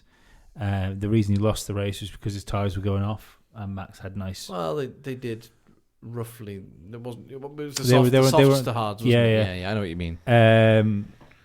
So they messed the strategy up, and my second Ferrari point would be, I think if you'd swapped the drivers over, and this probably isn't going to be very popular, if you'd swapped Vettel and Leclerc over, I think Vettel wins that Grand Prix. I don't know. Maybe. Other thing you got to question Ferrari, did they bring Vettel in for his second stop a lap or two too late and not leave him enough time to catch Bottas? No, I think Vettel was just on a stormer, wasn't he? After that, he took 8 seconds out of Hamilton in roughly the same time that Max. But I mean, took it out of with an extra couple of laps, do we think? Not even an extra couple, one lap. I think he would have got Bottas. Yeah, Because it was a risky strategy, and all right, it paid off when he passed Hamilton. But I reckon a lap or two earlier, we could have had 2 Ferraris on the podium. Maybe. I'm not saying Ferrari fucked the strategy up because I think that one was done on the fly. the only thing I'd say with the reason they didn't bring him in earlier is because Ferrari weren't being particularly kind to the soft tyres, and I don't think he'd have had the tyres to do that. And they had a free pit stop behind Yeah, Lando 'cause anyway. that's the other thing to think, is that the reason they went with their strategy wasn't because they thought it was the best way to go. It was because of They how went the the car softs on how the the car treats the tyres. I thought it was to get the extra point for the fastest lap. Yeah, But it was still with quite a few laps to go, which I thought was. An interesting choice. I just thought it was strange at the time, not realising how much time Vettel was going to make up on Yeah. the cars in front of him. I don't So I think thought if they're going for fastest lap, they're bloody doing it early because it's Yeah. still leaving everyone else chance to get in there. I wouldn't be surprised if they pitted him because they had to pit him for tyres and Be safe. to be safe. And they didn't pit him earlier because they simply couldn't run that long on those tyres. Or it would have been too much of a gamble. Yeah. Could well be. But yeah, wonderful drive from Max Verstappen. I can't think of a drive from Max like that since Brazil 2016. I'm willing to say I think that's the best race win since Jensen's in Canada in 2011. Because maybe dropped back to 9th, didn't he, at the end of the first lap? I think Verstappen was. Don't forget but I mean, Button's race was weather affected as well. You know, he was drying track. He had all sorts of chaos and stuff going on. I think it was Lewis affected at one point when he ran into the back of him. This guy were using the "What's he doing" line on the opening titles until last season. But like Yeah, there was no shenanigans at all in this race. It was just a there was in great quality, race but not in the pace. race. Yeah. Yeah. I think the only Max shenanigans, or close to, was he got an appalling start Yeah. when the anti-stall kicked in. Yeah. And I mean, I think he'd blown it. Like when that happened, I thought, oh, it's got to him. Like the home race has got to him. He's blown his chance of winning his home race. yeah, I thought Leclerc was just going to walk off with that one. Yeah. Well, Red Bull's home race, but pretty much the Dutch Grand Prix, almost. I wouldn't mind seeing the what the deltas were between Vettel and Leclerc, because although I still think Ferrari had the wrong strategy, pit wise, it does seem like he had all the clean air in the world. They had all the opportunity to do whatever they needed to do with Leclerc to win that race, and I just wonder whether. I mean, obviously his pace wasn't there to win the race, otherwise he would have won the race. But I wonder whether it was slower than it probably should have been, given the opportunity he had. I think it was probably slower just because of tyre management. Mm-hmm. I think that would have been the issue. Because I mean, Vettel's showing, and again, the only thing I've got in front is the average speed of the 10 fastest laps. Yeah, and Vettel, that's going to be skewed because of the end. That's going to be skewed just because 10 of Vettel's fastest laps are on those tyres at the end. But I'm only thinking this because I remember that before he came in for his first stop, I remember Vettel setting the fastest lap. I'm sure he was the quickest man on the track, consistently. He did seem to have more fastest laps than anyone else. And look how he's caught Hamilton, like you were saying. Yeah. That was after a second stop, yeah. Yeah, I mean, again, new tyres and stuff. But right, driver of the day. Carlos Sainz. I think Carlos Sainz has got a go for it. Max Verstappen. Max Verstappen. George Russell, I think, deserves a mention. Lando Norris as well. I don't know. He had a good drive to keep himself where he was. Didn't do anything wrong, certainly. No. I think either Carlos Sainz or George Russell, just because Max had the equipment, and they didn't necessarily have what you'd have thought. Carlos No, Sainz, I don't think Max had a race-winning car. I don't know. I think he did there. I mean, the fact that he won the race suggests I'm wrong. Yeah, but no. I think Gasly's skewing that. I think the Red Bull was a race-winning car this weekend. And I think if he'd have had any other teammate, you'd have had two Red Bulls really close to each other. Probably wouldn't have won the race because they've probably been fighting each other too much. But you've already said that you thought that if Vettel was in the lead Ferrari, it would have been a Ferrari victory. Just because I think Vettel's better than Leclerc. Yeah, I think Verstappen definitely deserves driver of the day. Sainz does too. There's plenty of... Yeah, that's right. I'm not saying he doesn't deserve driver of the day, but I'm just... There's a few people that excelled this weekend. Yeah. In that case, while we're on the subject, hero, definitely Sainz. Back of the grid to well into the points. Yeah. Yeah. Yeah. No, here is race stewards for not fucking the race up. For 3 hours, though, it took a while, but okay. I genuinely thought that meant they were going to take the race win away from him. Get them at a safe distance. You know that I had time to cook an entire roast dinner between the cars crossing the finish line and the race result being announced. I don't know if I've said it on the podcast, but I definitely said it before the podcast. The ugliest thing about sport is when fans argue with the officials' decisions. Mm-hmm. So could we just stop it? Especially when you've got accept sport. The decision. I mean, you can think that it's wrong, but don't get angry about it and tweet us because we can't change it just as much as you can't change it. While we're having to talk to fans, I think the other thing to think is just for a split second, but before you're writing tweets and things, just take yourself out of it, whoever your certain fandom goes towards. Because, would you rather a Formula One where two drivers hit each other trying to do an overtake, so it's a nailed on penalty, regardless if you take all the drivers out of it and just think of it as a racing incident, or would you rather watch Formula One where the cars can fight each other? I'm going to quote Motorsport Extra's tweet, which they put out on Sunday, which I think nailed this completely. Fans of a single driver, the Austrian Grand Prix was shit. Fans of the sport as a whole, the Austrian Grand Prix was an exciting race. Yeah, absolutely. absolutely. Yeah, and it was a great race. Fan of the sport as a whole. But just don't go into overdrive every time something doesn't go the way for your favourite driver. Yeah. Because you're not going to change it, and you getting angry only makes you angry. Yeah. Although I've got to say, sort of complaining about what the officials do, Facebook have got this memories thing, and looking back on my personal memories from this time of year, 1 year ago, and 5 years ago, I am stunned by how many times my Facebook status update was bollocks, that was never a penalty. Because of the World Cup. Yeah. Ref, are you blind? We haven't done a villain yet. Tyres? Haas. I think tyres. I don't want them changed, but I think there's, again, we're in a season where we're constantly talking about tyres. We're constantly talking about like thermal management of the tyres, and we are in this era of Formula One where it's like Formula Prost, isn't it? Like win as slowly as you possibly can. Yeah. But surely it's on the manufacturers just to work out how to work with the tyres. Yeah, but even like, if we say Mercedes on a whole have done a better job with managing the tyres than anyone else, they're still managing them. Do you know what I mean? And is that what we want? It's not what I want. No, but it's always been a thing in Formula One. But I mean, let's not talk about tyres. We've done it so many times in the past. I've got to admit, controversial. I think bored. it's time to bring back refueling. No. I think it's time to bring back refueling. Give the Because that becomes then the race of maths. Oh, he was having 1.6 seconds of fuel there. That's 13 litres. Now we'll see him through to lap 28. But I think it solves a few problems. It solves the... But it makes the races either a half or a third as long because the real racing only happens after the last fuel stop. Exactly.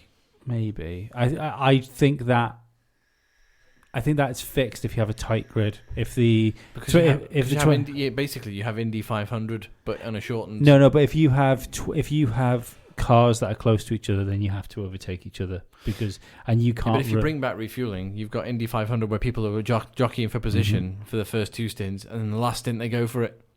I don't want to see that. I think if the grid's bunched up, I don't think you get that. Not in a situation where it's not an oval. But what it does is means. No, of course, I'm talking figuratively. Yeah, no, but that's what I'm just saying. I don't think it'll translate that way as long as Formula One does its job and bunches the grid up together. But it solves the lack of effort, if you want, for want of better words, that drivers have to put in because they're driving quicker, lighter cars all the time. It also solves a tyre issue because you're constantly driving a lighter car, which is going to be easier on the tyres.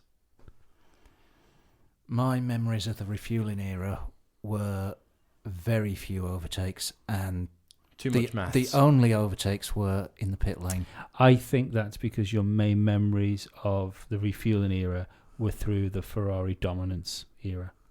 Because that's kind of when it was. Yeah, that's what I mean. But I think even if you'd have had what we have now with Ferrari being what they were doing, I still think you'd have had the same situation. But even though, Ferrari were dominant, the rest of the field, there wasn't the midfield battles that you have. It was no, but we pull into the pit lane. Oh, he's come out behind the guy who was in front of him. But we were also in that situation where it was even worse now following cars. Like the dirty air was a bigger that whole thing of like arriving at a wall of dirty air was even more prominent than it is in modern Formula One. I think that's another thing. That's what I mean.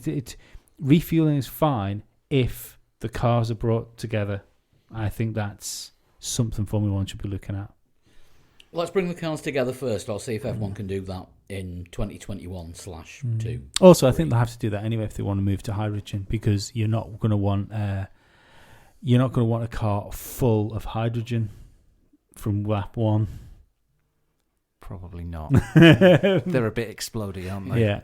With the rubber tanks, it's fine. Right, predictions. Just going to do the website predictions first. Ooh. It was one of our lowest scoring weeks. In fact, our two winners on the prediction league on the website, who were Mark Harris and Raymond Ezenwazoo. Ezenwazoo. Yeah. Yeah, they only managed to score 7 points each.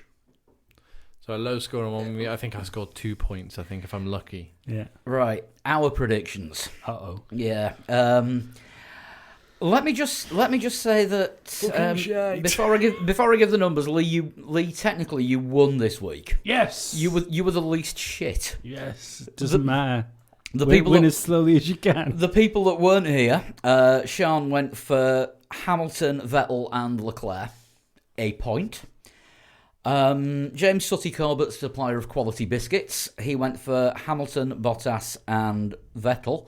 He did say Verstappen would get the fastest lap, so he got that right, but unfortunately that doesn't score any points. Maybe so next he year. just gets the 1 point. Unless you're on the website, of course. But anyway. Yeah, but that particular He was prediction guest wasn't. predictor, yeah. Guest predictor. Right, in this room, Chris. Bottas, Hamilton, Leclerc. 2 points. Yeah, I thought that's what I went for. Dan, Hamilton, Bottas, Verstappen. 2 points. Me, Hamilton, Bottas, Vettel. A point. And Lee being the least shit, Hamilton, Vettel, didn't get off to a good start. Bottas. 3 points. That's pretty good, to be fair. You say least shit, 3 points is all right. It's okay. It's a third of the available points. But that's fine. I would say I was the only person that did well. By getting one driver in the right position. Yeah. Right. What I do notice is last week, didn't we have a couple of perfect scores on the website? Yes. And it was a shit race. Yeah. Yeah. This week, low scores on the website. And it was a cracking race. I'd rather have it that way round. Yeah. Low points, unpredictable, good race. Yep. Yeah, that'll do me any day. Right, moving on. News. No, we've done that one. We've done it. Paddy Lowe left Williams. Paddy Lowe's officially left Williams. Right, so the new F1 game's out this week. Me and Lee have both got it. Yep. Early opinions? I kind of changed my opinion, to be perfectly honest. I think it depends how much you want it. It's a good game. The new lighting looks really nice. Graphically, it's a step up. But no, graphically it's exactly the same. It's just the lighting's changed. I think there's No, genuinely, it's exactly the same. I know it's the same. They've just added a new lighting model. The F2 cars are fun to drive. For the 15 minutes I drove them because I was playing career mode. I've been doing time trials and various F2 stuff. I'm liking the F2 storyline. I can take or leave. See, that's the best part. I thought it reminded me of the old TOCA Race Driver game, and I really enjoyed those.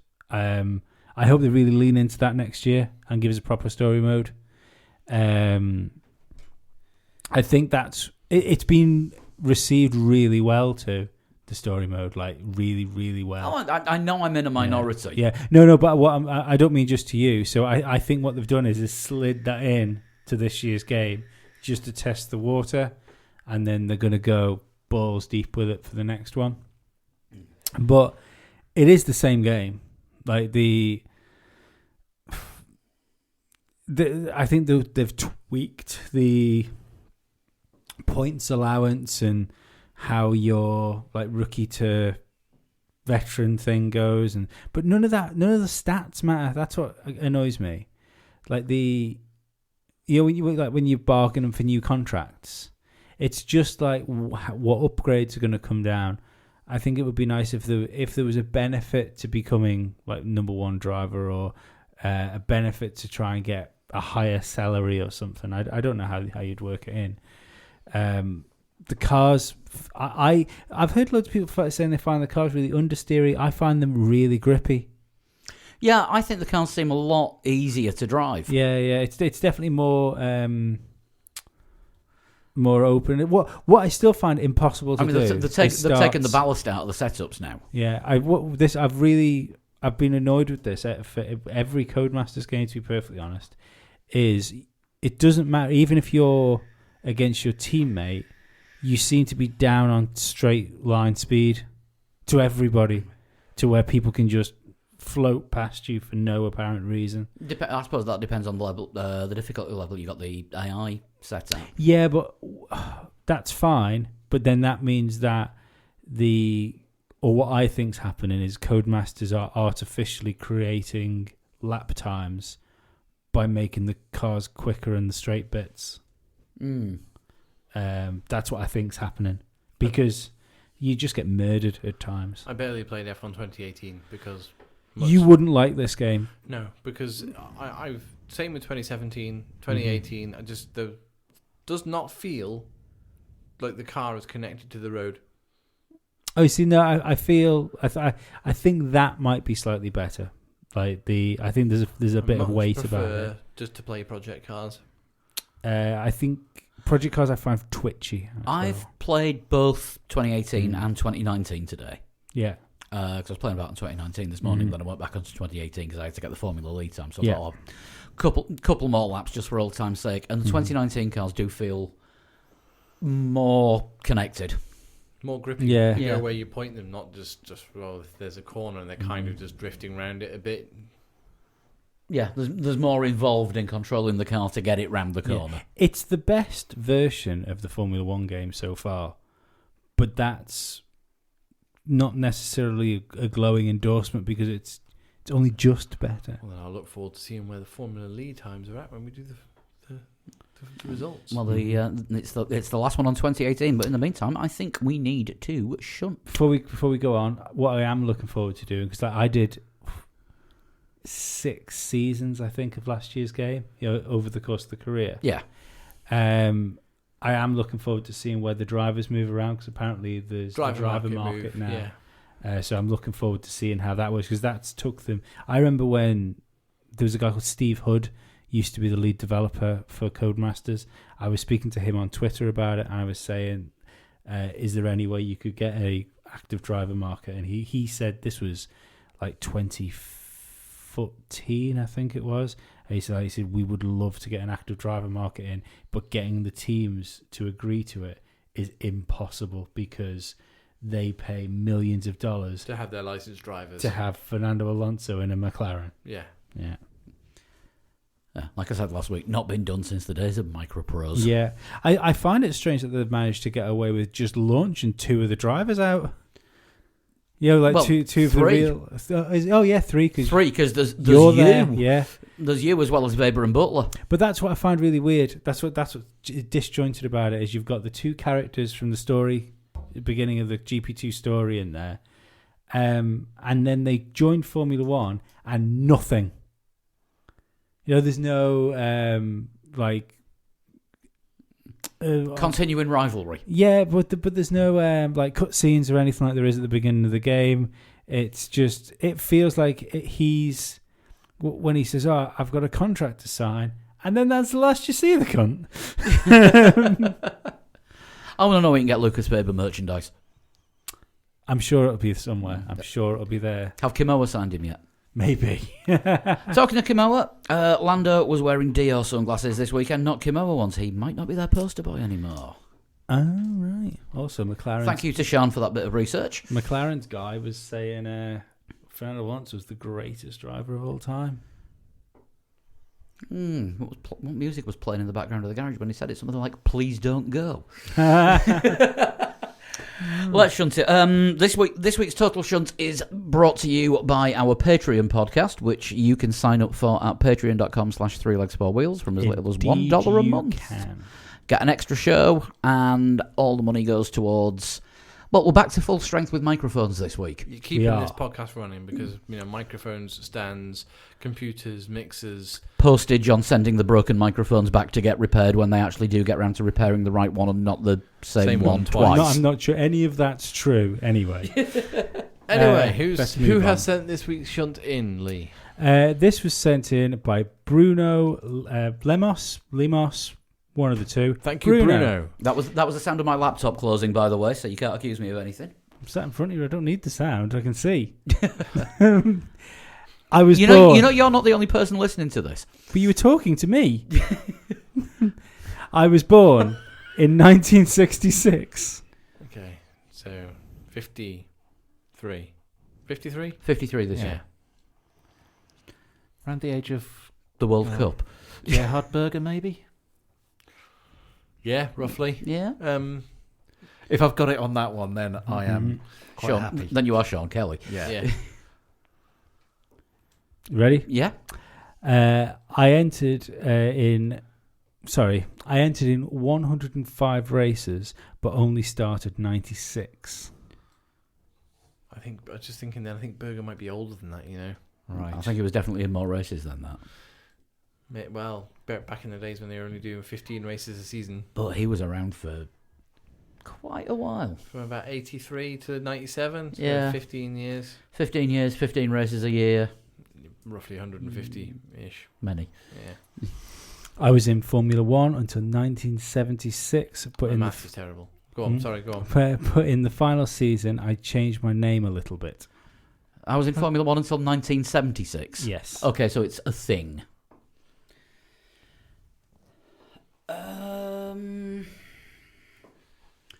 Would that be Matra changing its name to Ligier for the last year? Because Matra entered as constructor, then they started making cars for Ligier, then they became the full-on Ligier team, which turned into Prost. 1976, maybe. Can you read the question about the number of races and race starts? And 105 races, 96 started. entered 105? Yes. Entered 105, so back in the 70s, 60s, 70s, you're looking at roughly 10 seasons, which is 66 to 76. Yeah. Is about right.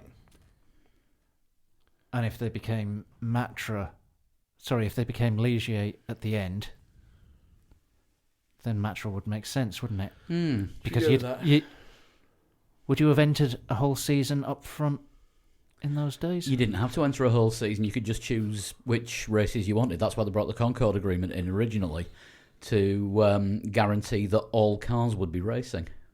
Because some people wouldn't go to Kyalami, for example, because they're too expensive and we're probably not going to win. Yeah, and that's why you got a lot of one-off Japanese entries in 76. Should we stick with Matra then? Go with Matra. Go with Matra for the first one then. My only honour in Formula One is one fastest lap. Over 10 years, that's quite poor. It is. The only other thing I could think is we could be looking at a tyre manufacturer. That's just one to bear in mind because we don't have to do a guess for another two. No. During my F1 career, I always had financial issues. Probably not a tyre manufacturer. It's going to be a skint team. Yeah, doesn't really narrow it down. Not really. Are you Racing Point, Jordan, Spiker, The Revenge. Embassy? 76. What was Hesketh's last year? Well, Hesketh was 73 to 75, wasn't it? They carried on for an extra couple of years, but they didn't start in F1 until the 70s. Right. This is I'm going to read this question as it's said, but I think it's kind of a screwy way of saying it. So I'm just. But that might be important. I'll preface that way first way. No, but I don't. I think it might be misleading. My life ended in 1976. But I think that's a screwy way of saying it. But I can't think of a different way to do it. There used to be a Formula One team called Life. Oh, life. Oh, life. There used to be a Formula One team called Play Life. Well, they were more of Benetton's An engine suppliers. Yeah, roller skates. Yeah. Is that what Play Life was it? Yeah, they made roller skates and skateboards. I remember seeing the name. I never knew what it was. I want to say that it was one of Briatore's companies as well. Italian toy manufacturer. Yeah. Probably. I wouldn't touch anything that had Play Life and Briatore connected to it. Sounds like a range of... Go away, Nelson Piquet Jr. We're going back to who's knobbed Naomi Campbell again, aren't we? Again, go away, Nelson Piquet Jr. We've all got to do it one day, Paul. You just have to suck it up when it's your turn. Do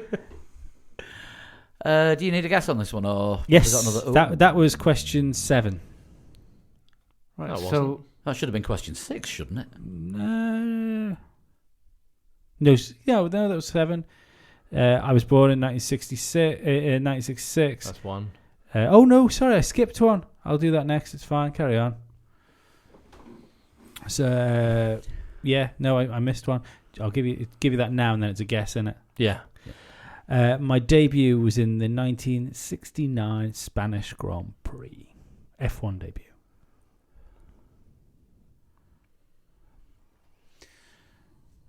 So a team that was absolutely shitbroke.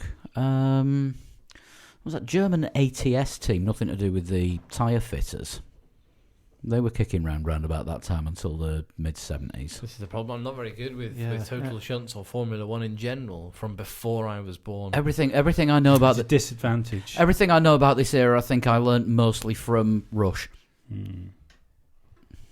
Yeah, with these kind of things, BRM. If it's the famous people, we'll have heard of them. But the teams that only got one fastest lap in 10 years. That's the problem since F1 Rejects shut down. What about BRM would have won races, didn't they? Oh, BRM won many things.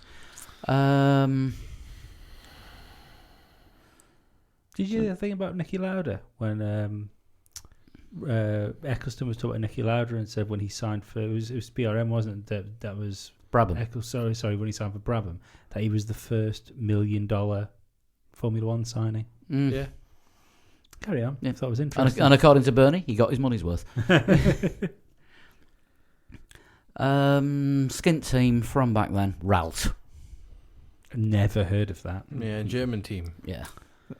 Would you expect to have heard of a team that only ever got one fastest lap? Maybe. My previous F1 my previous F1 I raced successfully in was My previous F1 I raced successfully in F2 in 1968. Sorry for getting tongue tied there. That doesn't make any sense. No. Does he mean my previous formula? Prior to F1? I would imagine so. It must be formula. My previous formula I raced in successfully would be in F2. Yeah, it's just there's some bad England going on. But given his surname, Bruno might I'm going to let him. I'm letting him off it. Yeah, of course. Yeah. So it's a team that moved up from F2. It's usually just that Lee reads them wrong. Mm-hmm. Well, this is when you've got. I have no idea who this is, by the way. Him not good at the look-say word. Yeah, well, that's it. When you've got someone with like military-grade dyslexia, and then there's something. Then there's an English possible second language speaker. It's like stupidity weaponized. That's my new metal band. Stupidity weaponized. Yeah. I think we're going to need another clue, aren't we? Yeah. I'm nowhere near this one. My name is one of the most known and successful in Formula One history. That's a lie.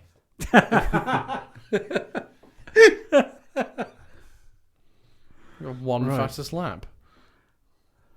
So we're probably looking. Would we be looking at a team named after a driver?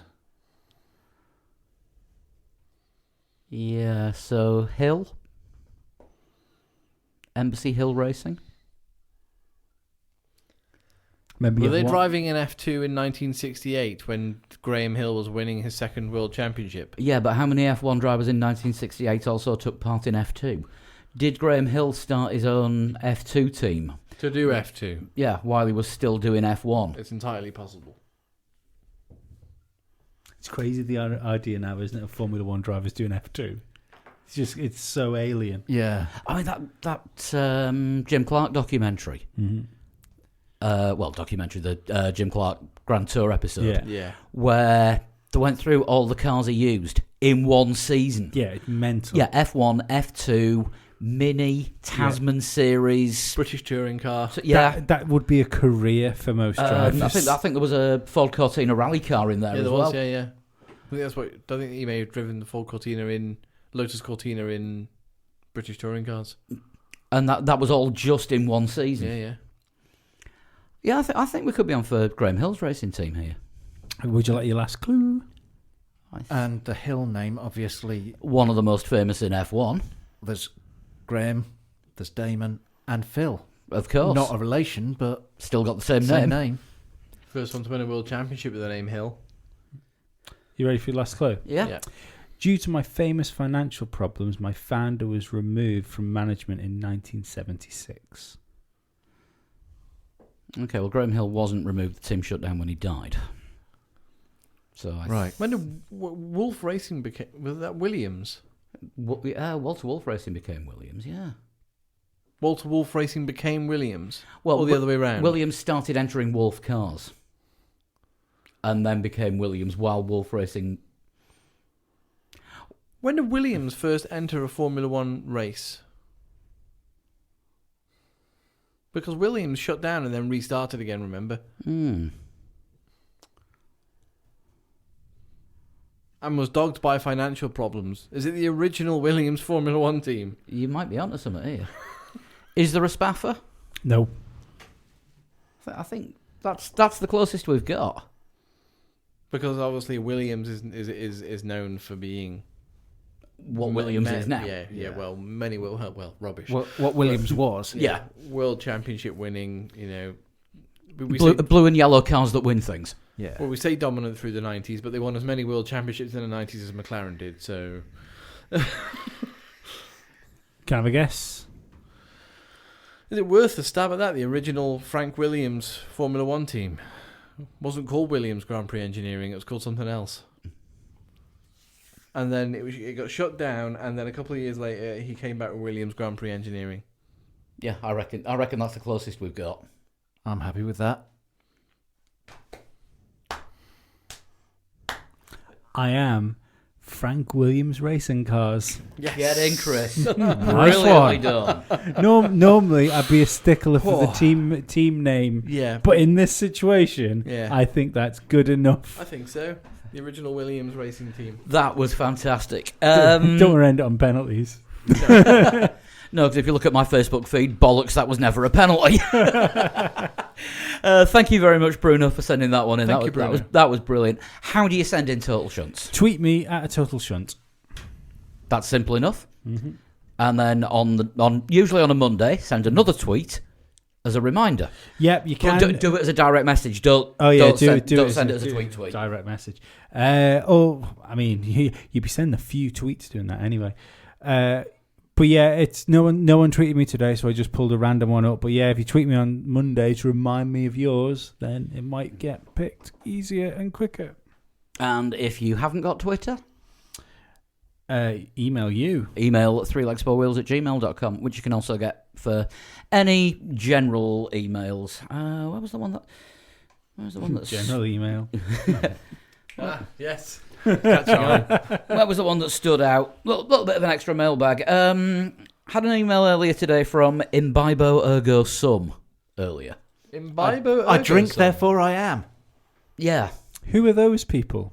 Yeah, Imbibo Ergo Sum. I drink, therefore I am. Or an epic goth doom metal band with a name like that. Wonder what everyone's perspective is on Damon Hill as a commentator. Great driver, but my estimation of him as a commentator has dropped. In France, he said the track was pretty easy when most current drivers acknowledged that it was a challenging circuit. Current drivers may be trying to gin up the race, but I thought his comments were not quite right. What do we think? I think France is an easy circuit. I like Damon Hill. Also, he's not a commentator; he's a pundit. Yeah, let's skip over that bit. But as a pundit, he's Don't forget, Latin is this guy's first language, obviously. clearly. What is it? I'm pink, therefore I'm spam. But I think Damon Hill he's not afraid to say what he thinks, and he doesn't care if nobody else thinks the same as him. And quite often that just comes across as unpopular opinion. And I think it might be jarring when you can connect it to the rest of the Sky coverage as well. Yeah, That when might you've be got a thing. people like Herbert who would just lick everyone's ass just to get to say And the then right thing say to them. controversial things just to be controversial. Yeah, which is In a cheeky Cockney chimney sweep kind of way. yeah, I was ruining his driver legacy. a big fan of Johnny Herbert as a driver. I am not a fan of him Terrible as a pundit. No, He's afraid. just. I thought he ruined Eddie his driver Jordan. leg when he had that crash. Just Yeah, Eddie he did. Jordan. But Eddie Jordan. Damon Hill, he's all right. I think it makes a lot of sense. I I think there's better pundits. There's more insightful people. Yeah. Well, of course there is, because there's more current people. I think I personally don't particularly like Karun Chandok, but I like Anthony Davidson. I like Darista. I think they're both really good. Yeah, Paul di Resta is very, very insightful, especially from the more modern Formula One. Yeah. I like Rosberg now. I think Rosberg's good at it. Oh, Rosberg just needs to chill out a bit. He's still too media friendly. Snappy dresser. He looks incredible. Well, did anyone else, before we go, check the what Martin Brundle said to Binotto? No, what did he say? It was brilliant. He got hold of him in the pit lane after the race when we were waiting to see what was going on, and he was explaining about how he thought it was a penalty to Martin, and he said, "But I thought if we couldn't do things like this, we should just all go home, or does that not apply this weekend?" Damon Hill jumped in, like he had a real go at him about it. It was ace. Well, Hill jumped in and had a go at Brundle. No, Hill jumped in to go, anyway, let's talk about other things. Well, yeah, because that's the way Sky lose access to Ferrari, isn't it? Yeah. Oh, they've only just got it back after Arriva Benny's ban on all the British press from talking to anyone in the team. Remember when Honda banned every was it the written everybody apart from Japanese written media? Yeah. While we're on the subject, as we were previously, of getting in touch, you can tweet the show at 3 Legs 4 Wheels and get the rest of us individually at Flood21, at Dan Dankleton, at Pablo100, and Sean is at Sean Cowper. Mm-hmm. Oh, also, I'm on Instagram. If you're on Instagram, at Talk Shunt as well.